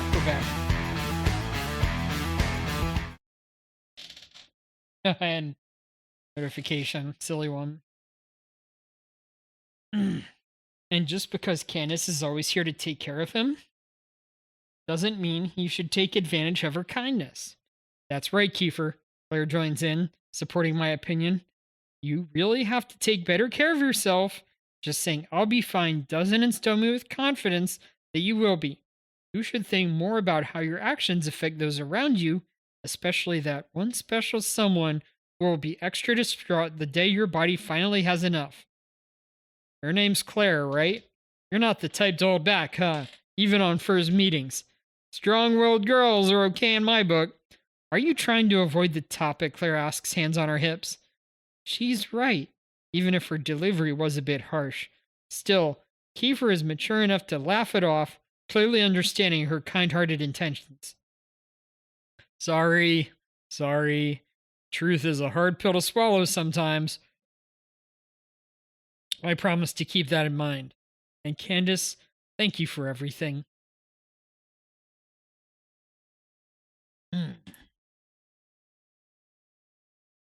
It seems she got through to him. I can tell by the anxious look in his eyes and the awkward way he scratches his cheek that he understands what he's doing isn't great. It seems he has the ability to accept honest criticism. Candace, who's suddenly been dragged back into the conversation, blushes bright red. You better, mister. Not that I think it'll make an ounce of difference. I said I'll do better, and I meant it. Sigh. I know you, and I know you'll never stop being engrossed in your work. But at the very least, listen to me when I'm talking to you. Of course. Thanks you for being my rock, Candace. They seem to trust each other a lot. It's clear the deep bond that they share has grown over a long period of time. Maybe this is simply the nature of their relationship. I glance over at Claire and we share a smile. Now we really need to get going. Thanks a lot, Kiefer. I'll be in touch once we secure the other guild members. But before we leave, how the heck do I use this? Hector peers quizzically at the bracelet on his wrist, which I'm jealous that he gets to use right away. There's so much I want to ask Kiefer about, but I guess I'll have to wait until my next visit. One moment. It's fairly intuitive. The jewel glows when magic is flowing through it and begins blinking when your partner is connected. When you see it blinking, that means you can start talking. I hope. What do you mean, I hope? I haven't had a chance to test it properly. It seems easy enough to use, and all it takes is a little magic. It's probably similar to a gadget that spits out fire. I'm surprised that Kiefer can make a complex gadget like this one, connecting folks via the power of their own magic. I'll try it out later tonight, so stay tuned. Ha ha ha, we'll see.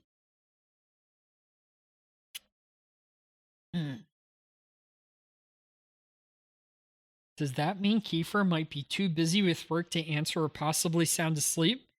Maybe. I've only just met him. I already know him pretty well. I still can't figure out whether he's joking around or being serious half the time. But I'm sure it'll be fine. After all, we have plenty of time to get to know each other. I was hoping to pay a visit to Angela next, Hector says, after we say goodbye to Kiefer and Candace and head towards a specific tavern in town. He went on to explain the tavern and Angela. During the day, the tavern serves food as well as drinks. Mercenaries tend to gather there, and various guilds use the space to advertise for odd jobs. That's where Hector and Angela originally met. It sounds like the two have worked together many times before. One could say she's a regular part-timer for the guild.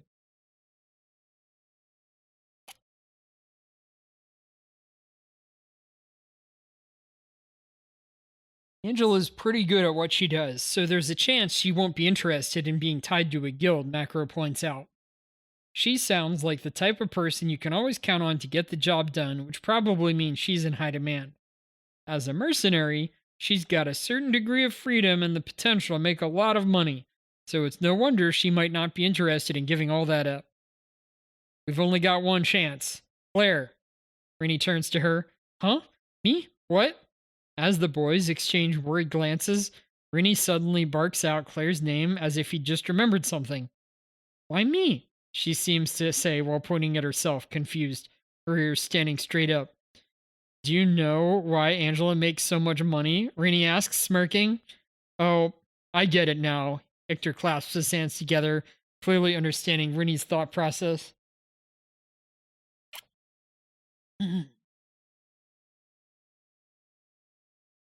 Let us in on it too.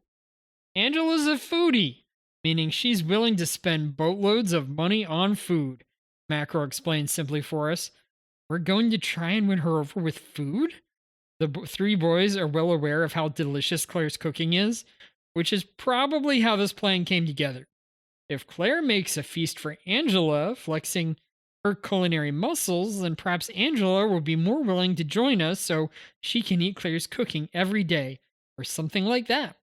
Will it really work? I mean, Claire's cooking really is delicious. Isn't this putting a lot of pressure on me? Claire sighs. It won't fall completely on you, of course, Hector says to encourage her. Instead of asking her straight up, we'll invite her over for dinner first. We'll wine and dine her with your amazing cooking, and then when she's stuffed and satisfied, you'll get to the real reason why she's there. Perfect, right? A plan that involves everyone enjoying a nice meal together and getting along? I'm down for that. This way, she'll get to try Claire's cooking without us forcing it down her throat, and we can have a calm conversation in a relaxed environment, which means the plan's success relies entirely on Claire cooking something amazing, though. I don't care one way or another. I just never thought of using food as a method of persuasion. I don't think one meal alone will do the trick either. Do you have anything else up your sleeve if it fails? Claire asks with her arms crossed. Absolutely. The plan's set then. Thanks a bunch, Claire. It's nothing. Besides, I make dinner for us all the time anyway. With a relief. With Claire on board, everything will turn out just fine, despite her lack of self-confidence. But also, was she blushing just now? She looks so adorable when she does. I can tell she's in good spirits by the way her tail's swishing from side to side. Her easy-to-read emotions are so cute.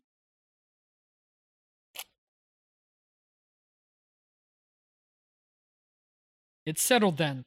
Let's try and find her, Rennie exclaims. You really think she's at the tavern? Wherever there's work, there's Angela, Macros says dryly. Besides, Rennie, you know Angela slinks around there all the time if she's not out on a job. Or did you forget, like the airhead you usually are? You can't talk to anyone without insulting them, huh? You gloomy jerk. I'm merely saying it like I see it, doofus. I can't believe those two are fighting at a time like this. Hector shrugs his shoulders and sighs tiredly while Claire appears to be ignoring them. What should I do?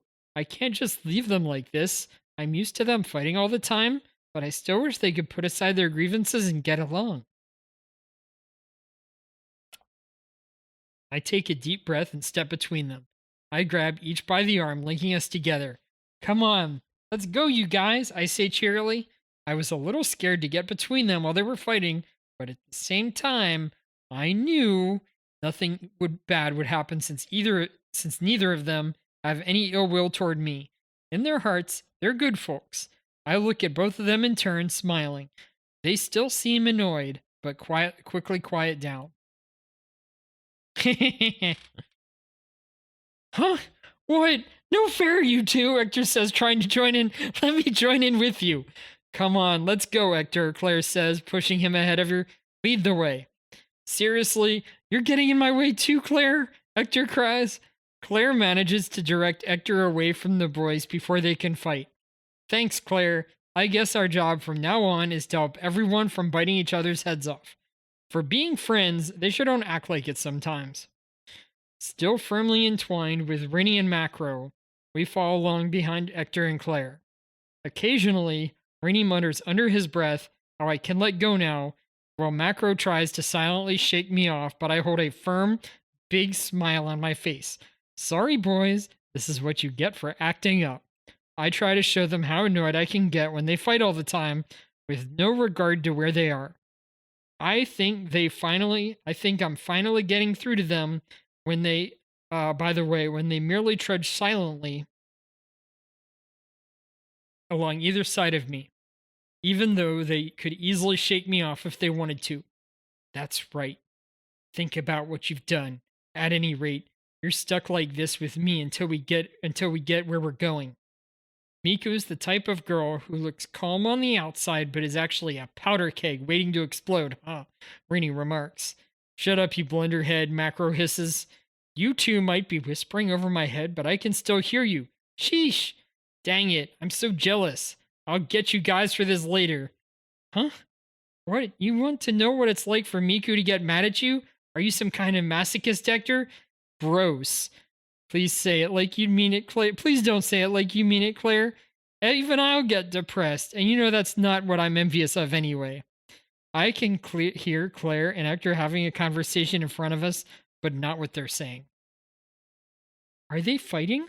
They're not shouting at least, so I hope it's fine.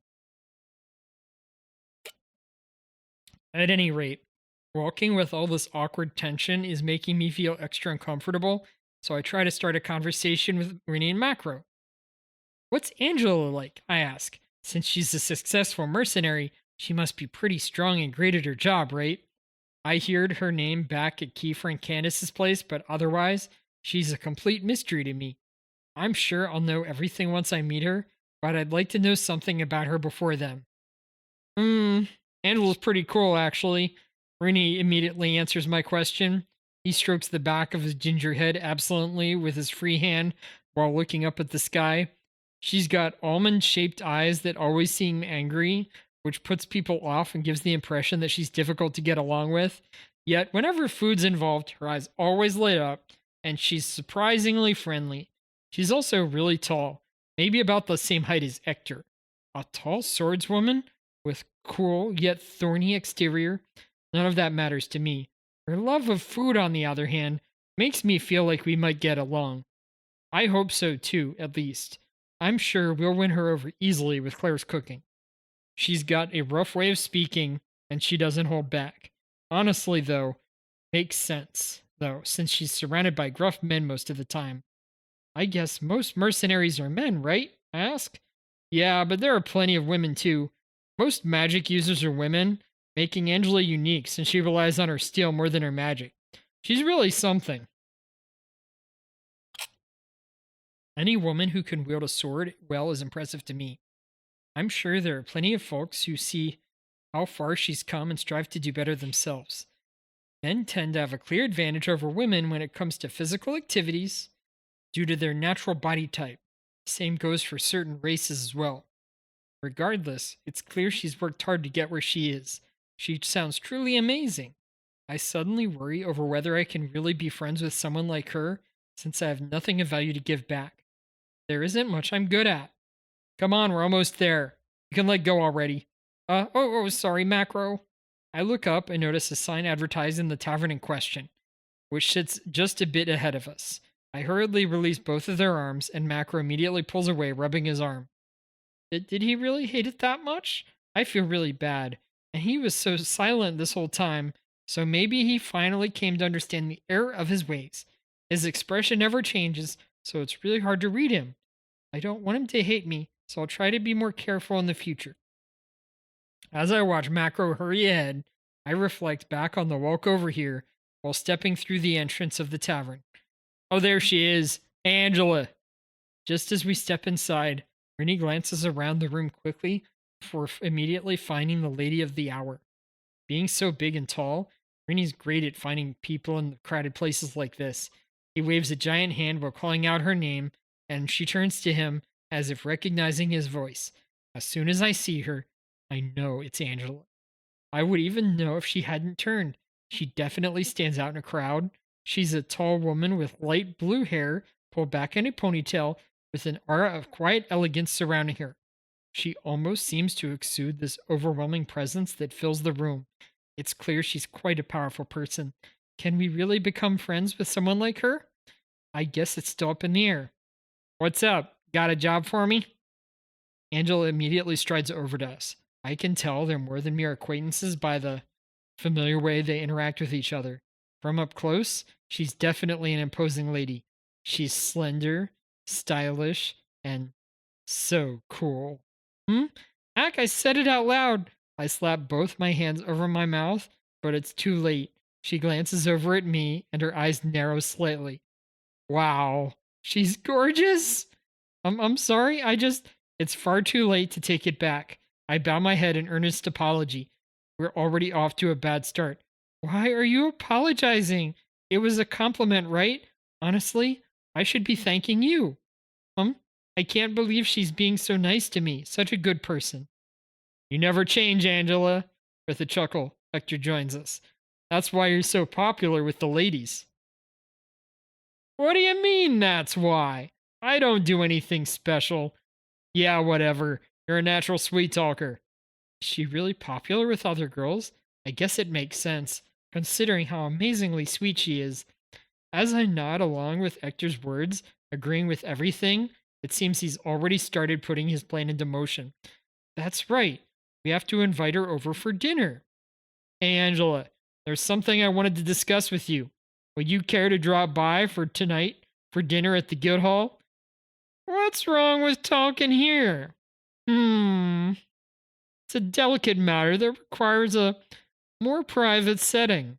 Somewhere where we can take our time without other folks listening in.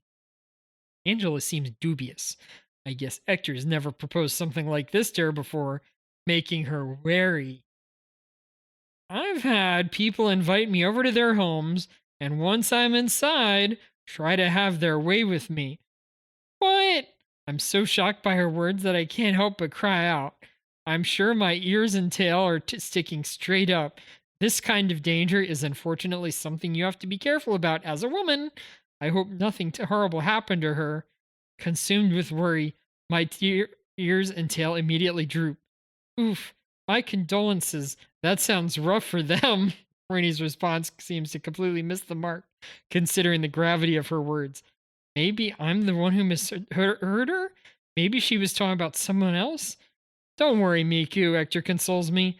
Angela's strong as an ox, with brains coming at her ears, and she can hold her drink to boot. The only one who could possibly take her down is the Demon King himself. She can easily take care of herself. Oh, you were worried about me? Well, Hector's right. Anyone who can take on me has another. Anyone who tries to take on me has another thing coming. Wow, she really is amazing and so strong. I'm falling in love with her more and more each passing moment. But just because I can handle myself, doesn't mean I like getting myself into messes. It's more annoying than anything. I trust you, but it seems to happen so much that I hope you'll forgive me for being more cautious recently. She has a good point. No one wants to jump headfirst into a trap. Can we put her at ease and make her feel safe? I got it. Angela? My name's Miku.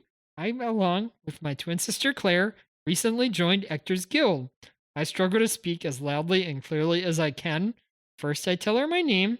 I have to crane my neck back to look up at her, towering above me, and her eyes quickly soften as she extends a hand in my direction. I grasp it in both of mine and am immediately surprised by how soft her skin is. Yet it's a big hand as well, clearly able to grasp the handle of a blade.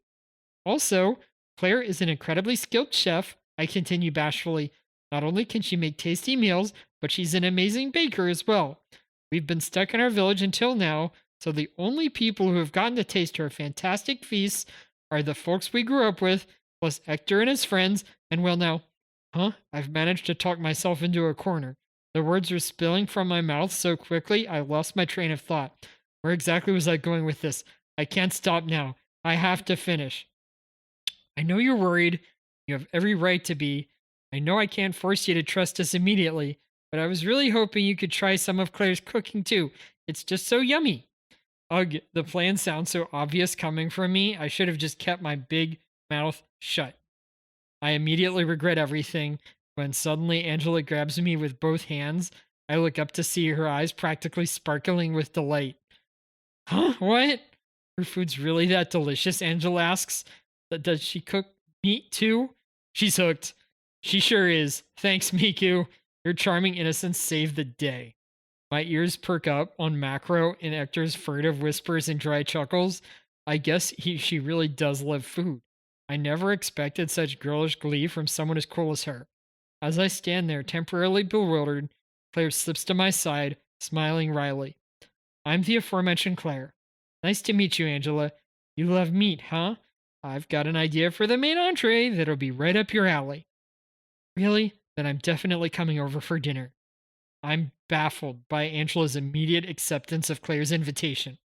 Hector and the others nod to each other, satisfied smiles on their faces. Clearly pleased they've managed to break down the initial obstacle in their way. Maybe things will work out after all. It's still too early to say.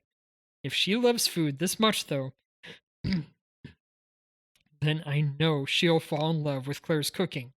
Despite her initial concern, she was pretty quick to agree to come over as soon as she realized food was involved.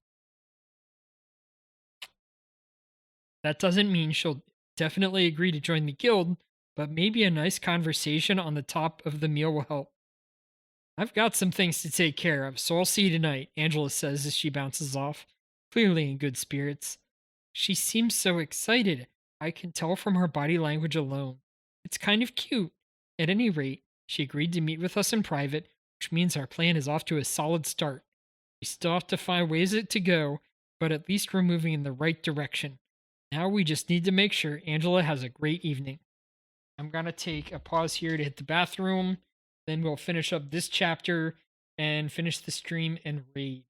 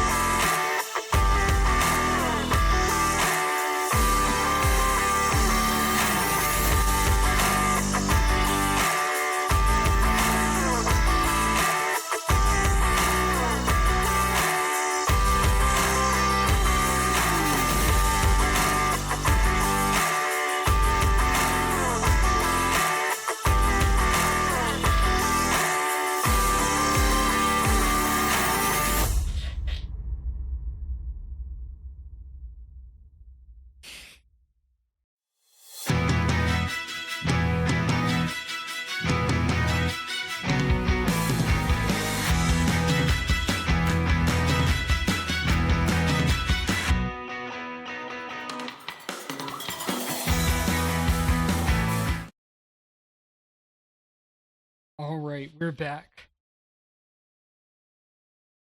Maybe things will work out after all. It's still too early to say. If she loves food this much, though, I know she'll fall in love with Claire's cooking. Mm. Okay, we said that.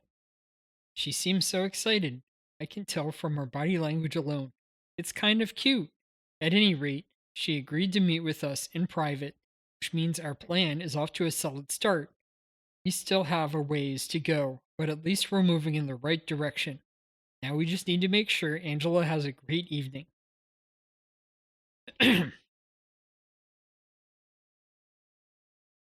After leaving the tavern, we split into two groups to pick up everything we need for tonight's feast before returning to the guild hall to prepare for Angela's arrival. The entire mansion smells delicious. The table is already set, with plenty of salad and bread on standby, ready to welcome our guest whenever she arrives. Here, take this. Sure, this is my favorite stew. The gigantic bowl contains a huge portion of brown stew filled with copious amounts of vegetables and tons of juicy meat. It smells so good. It's a hearty soup with plenty of meat that goes well with bread. Don't even think about it. You'll get your share soon enough, I tell myself. Drooling in anticipation, I carefully cradle the bowl in my arms when I suddenly hear a loud noise from the hallway. Is Angela here already? Seconds later, Hector escorts Angela into the living room. Thanks for inviting me over. Wow, it smells so simply divine. She's just arrived and already she's drooling. I know how she feels. Seated at the dinner table, she squirms in anticipation of the feast laid out before her. Her cool elegance has been completely replaced with girlish glee. It's truly adorable. Rennie, give me a hand here. Oh, what do you need? I hear Claire yell out Rennie's name from the kitchen. It sounds as if the main dish is ready to go. Hey, you guys, the main dish looks so friggin' delicious. I gotta have a taste. Holy smokes! Rennie bounces out of the kitchen carrying an entire roast chicken. It's quite large, definitely not something Claire could carry by herself, but Rennie's strong enough that he can easily hold it in one hand. I stuffed the inside with lots of soft and fluffy pilaf, Claire explains. I heard you have a huge appetite, so I hope you're hungry. I used some herbs to give it a more amazing smell. I guess I went a little overboard. I feel like I made enough food for an entire battalion. With one chicken, maybe not, but seems like they have a lot of other stuff. Table is packed with an assortment of dishes. There are three kinds of salad, plenty of bread, brown stew with crackers topped with cheese and ham, fried potatoes, and various kebabs.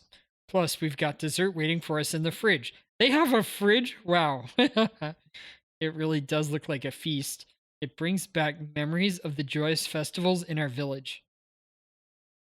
This seems like a lot just for the six of us, Angela remarks. I forgot to mention, there are two more coming, Hector tells her, and speaking of which, here they are. That's right, Angela isn't the only person we invited over for dinner.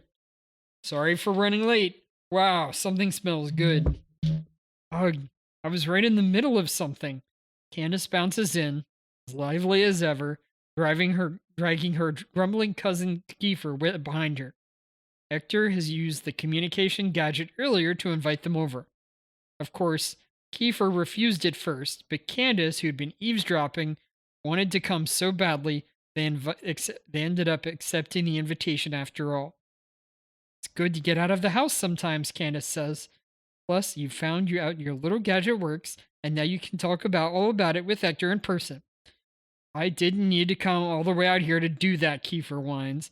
Although, the spread looks amazing. I guess I'm kind of glad we came after all.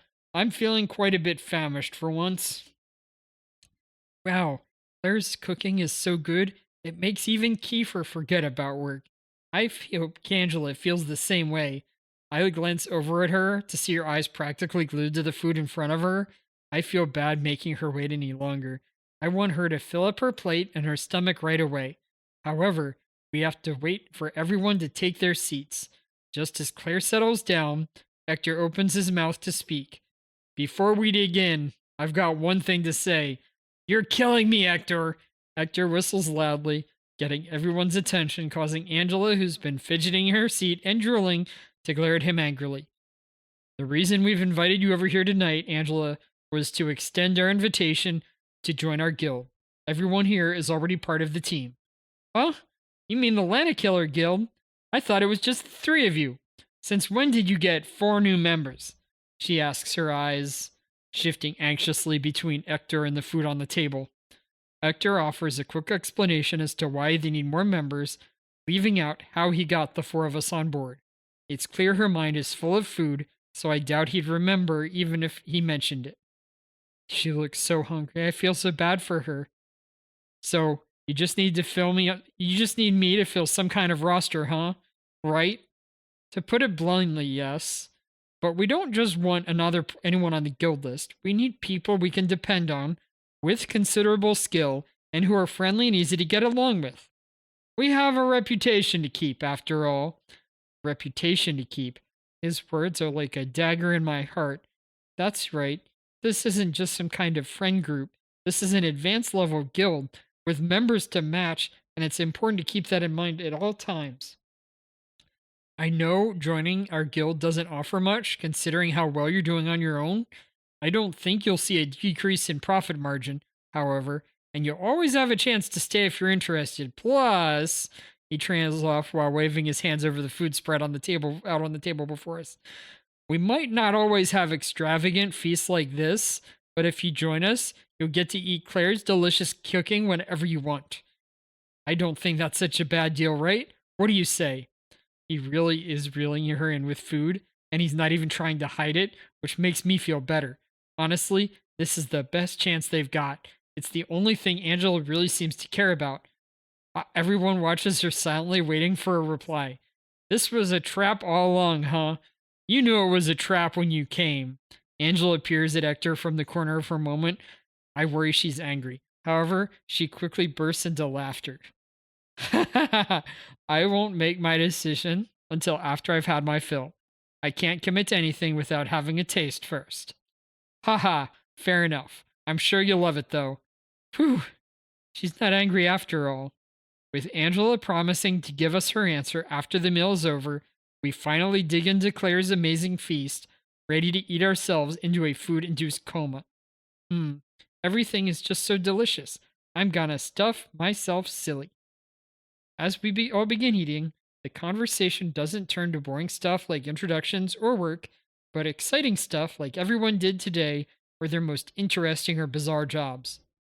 Mixed between each tale, Oliva shouts some compliments to Claire for her marvelous cooking. She gets so flustered each time, and it's so adorable.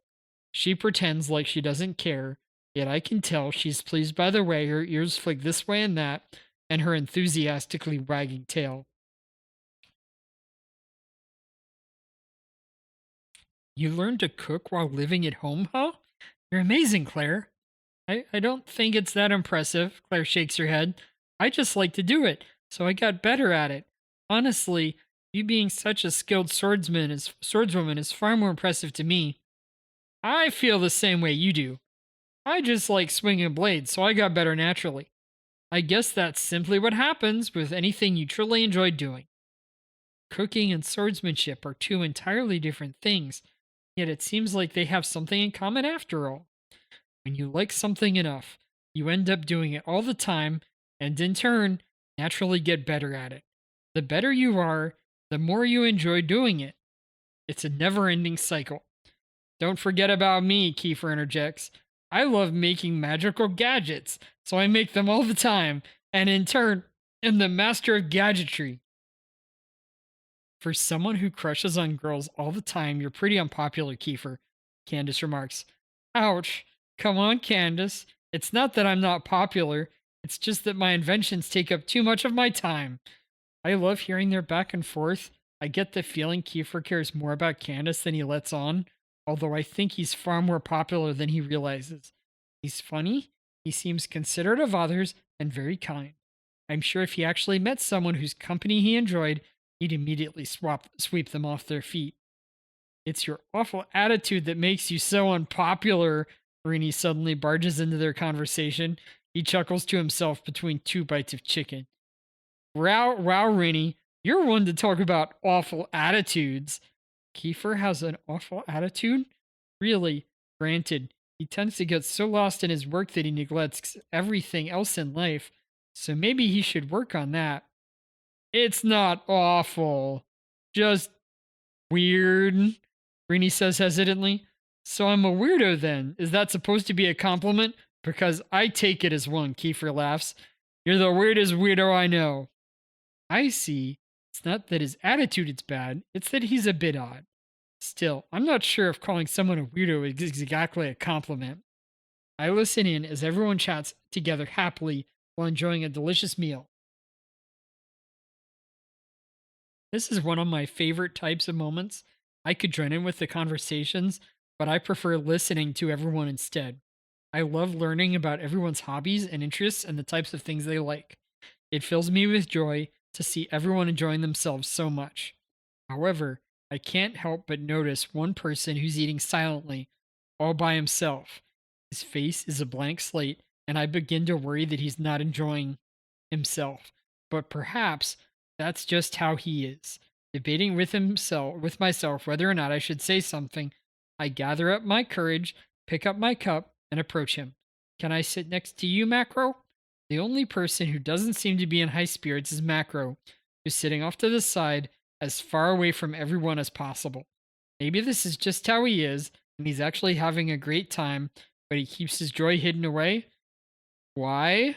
I don't have any specific reason. I just thought I hover anxiously, wondering what to do since he hasn't actually given me permission to sit. I clearly didn't think this through. What do I do now? Well, you can sit if you want to, he says quietly. Oh, you're sure? You're free to do whatever you want. And with that, he goes back to eating. If I continue standing here, it'll be weird, so I settle myself down next to Macro. The silence deepens. It's clear Macro will continue eating his food whether I'm here or not.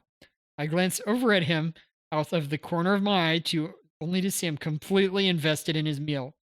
I'm surprised by how much he can stuff in his mouth, one bite after another. Doesn't look like he'd be able to eat a lot, but his appetite seems larger than anyone else here. I guess he really loves to eat. After a moment, he finally finishes the food on his plate and stands up, empty plate in hand. Oh, are you done? Want another serving? I'm happy to get it for you, I offer. Huh? I'd be happy to bring you a bowl of soup if you want, I clarify. Uh, I grab the plate from his hand, his eyes wide with surprise, and shout, I'll be right back, over my shoulder as I hurry to the kitchen. Ugh, sitting there in silence was just too awkward. I can't let him sit there all by himself. I'm just trying to talk to him about something. Filled with renewed determination, I fill a bowl with stew and carry it back to him. Here you are. Thanks. I place the bowl down in front of Macro, and he utters a brief word of thanks before digging in. Based on the number of plates before him, he's been snacking on a bunch of side dishes while I was gone. He really eats a lot. Just watching him makes me feel full. I'm surprised by what a huge appetite you have, Macro. It's a normal amount, honestly. It's definitely not normal. At any rate, I can't let the conversation die now after successfully starting it. Since we're on the topic of food, might as well keep it going. What's your favorite dish? Everything's delicious. He's not wrong, but our conversation is rapidly dying. He's been chowing down a seemingly endless amount of salad and meat, so it's hard to tell if there's anything he especially likes or dislikes. Oh, now. What now? What's your favorite food? At least I can find out what he likes. And in turn, a little bit more about him. I guess I can be a bit stubborn sometimes, refusing to give up no matter what. Why do you want to know? Ugh, I thought he might give me that answer. I guess I'm being a little pushy. I suddenly notice I'm wagging my tail. I'm a failure. Sweets. Huh? Hearing his hesitant answer pulls me from my gloomy introspection, and I look over at him. He's still completely engrossed in his food, but his cheeks are now bright pink. Could it be? My favorite food. You asked me, so I told you. Is he embarrassed? I never expected Macro to like something as cute as sweets and desserts. He has such an unfriendly air about him, and he's impossible to read, but hearing that about him makes me now see him in a slightly different light. I see. Hee. Thanks for telling me. I love sweets too. I can't get anything else out of him, but I'm still glad I tried my best. And I'll have something to talk about next time. At long last, the dessert everyone's been waiting for. It looks amazing, just like something from a store window. Where did you learn how to make something like this, Claire? Once the copious amounts of food have been consumed, Rennie rushed to the kitchen to bring forth an enormous strawberry shortcake topped with strawberry jam, of course. I understand exactly how Rennie feels. Her cakes are magnificently fluffy. You're exaggerating, Rennie. It's not better than the cakes everyone else makes. Oh, really? Well, I'm impressed.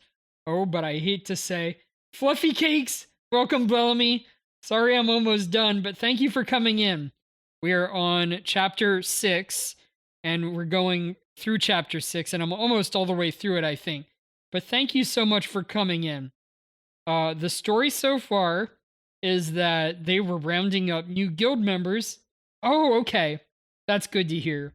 They've been rounding up new guild members to join the guild, including Kiefer, who's a gadgeteer inventor, and his little cousin Candace, who's a little cat girl. How the species work out there is a mystery, but whatever. And Angela, who's a swordswoman, and Kiefer is a bit of a wacko, which is funny. And Candace, against the plot of the regular story, is very interested in Ector, so he just gets all the girls. And right now we're over the dinner that they're trying to use to convince Angela to join them, but this is also a big, like, kind of climax for the story overall. So, thank you for coming in. Thank you for saying hi. Glad you're enjoying it again. All right, so let me see. I guess I was up here somewhere. Oh, really? Well, I'm impressed. Oh, but I hate to say, I'm not actually a huge fan of sweets, he admits. Don't feel like you have to eat it if you don't want it, Claire says, unbothered. I'm sure someone else will gladly adopt your piece, so it's no problem. I didn't realize Rennie doesn't like sweets. Come to think of it, he didn't eat any vegetables either, just meat. I guess he's a pretty picky eater. My gaze slides over to Macro, whose eyes are sparkling with delight. His expression is, otherwise, just as blank as ever, but I can tell he's thrilled. Perhaps I'm reading too much into it since I have insider information. I'm sure he'd love to eat Rennie's slice of cake. You bake too? Angela asks, this looks sublime. You're truly amazing, Claire. I'm glad you like it. I turn from Macro to the guest of honor, Angela, who seems delighted. They only just met, but I have a feeling Angela and Claire have already become best friends.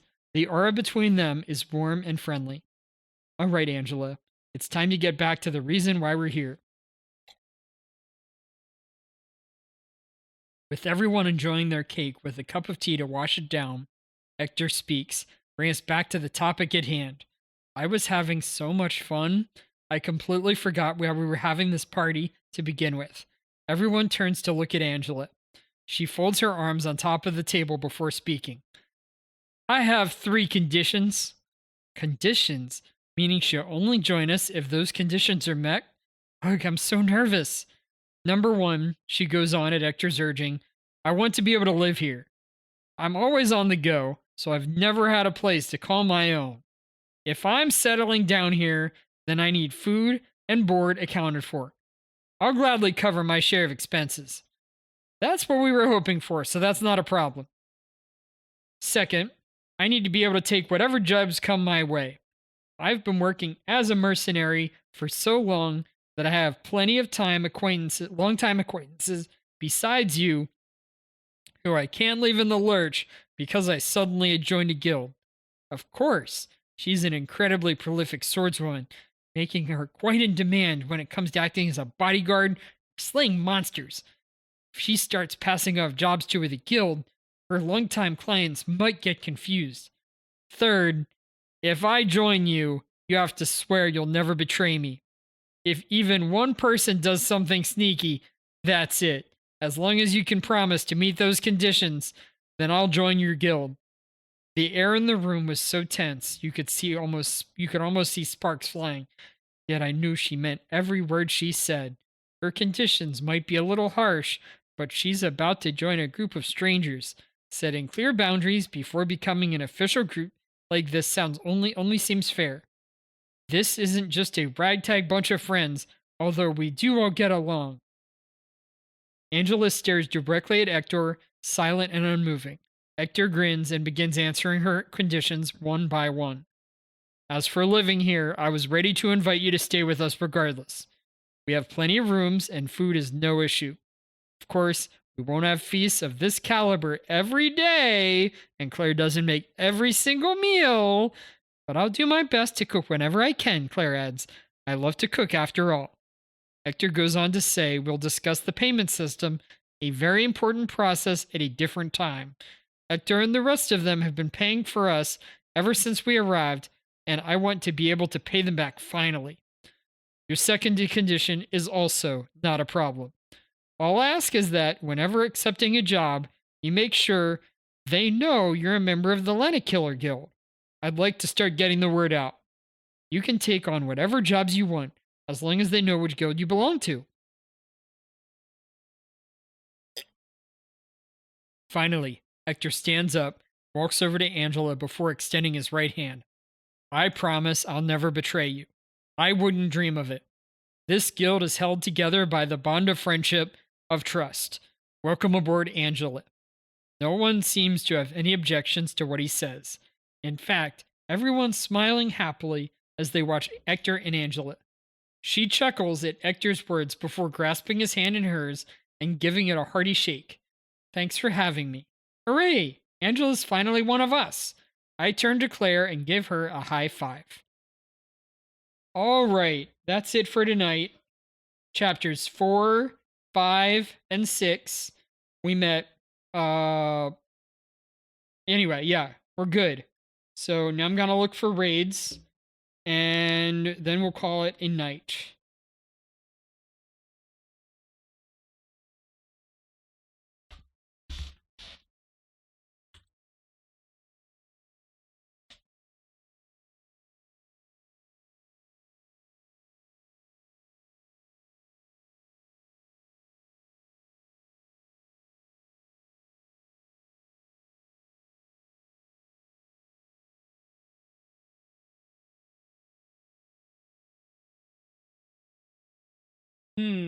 That one looks very promising.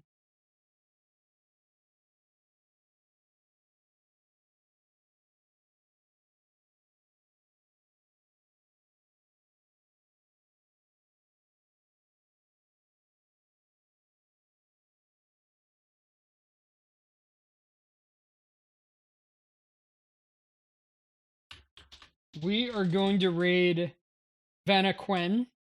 I just followed her or first watched her earlier this week, but she's also playing, it looks like, an Otome game, which seems pretty well on topic for what we're playing.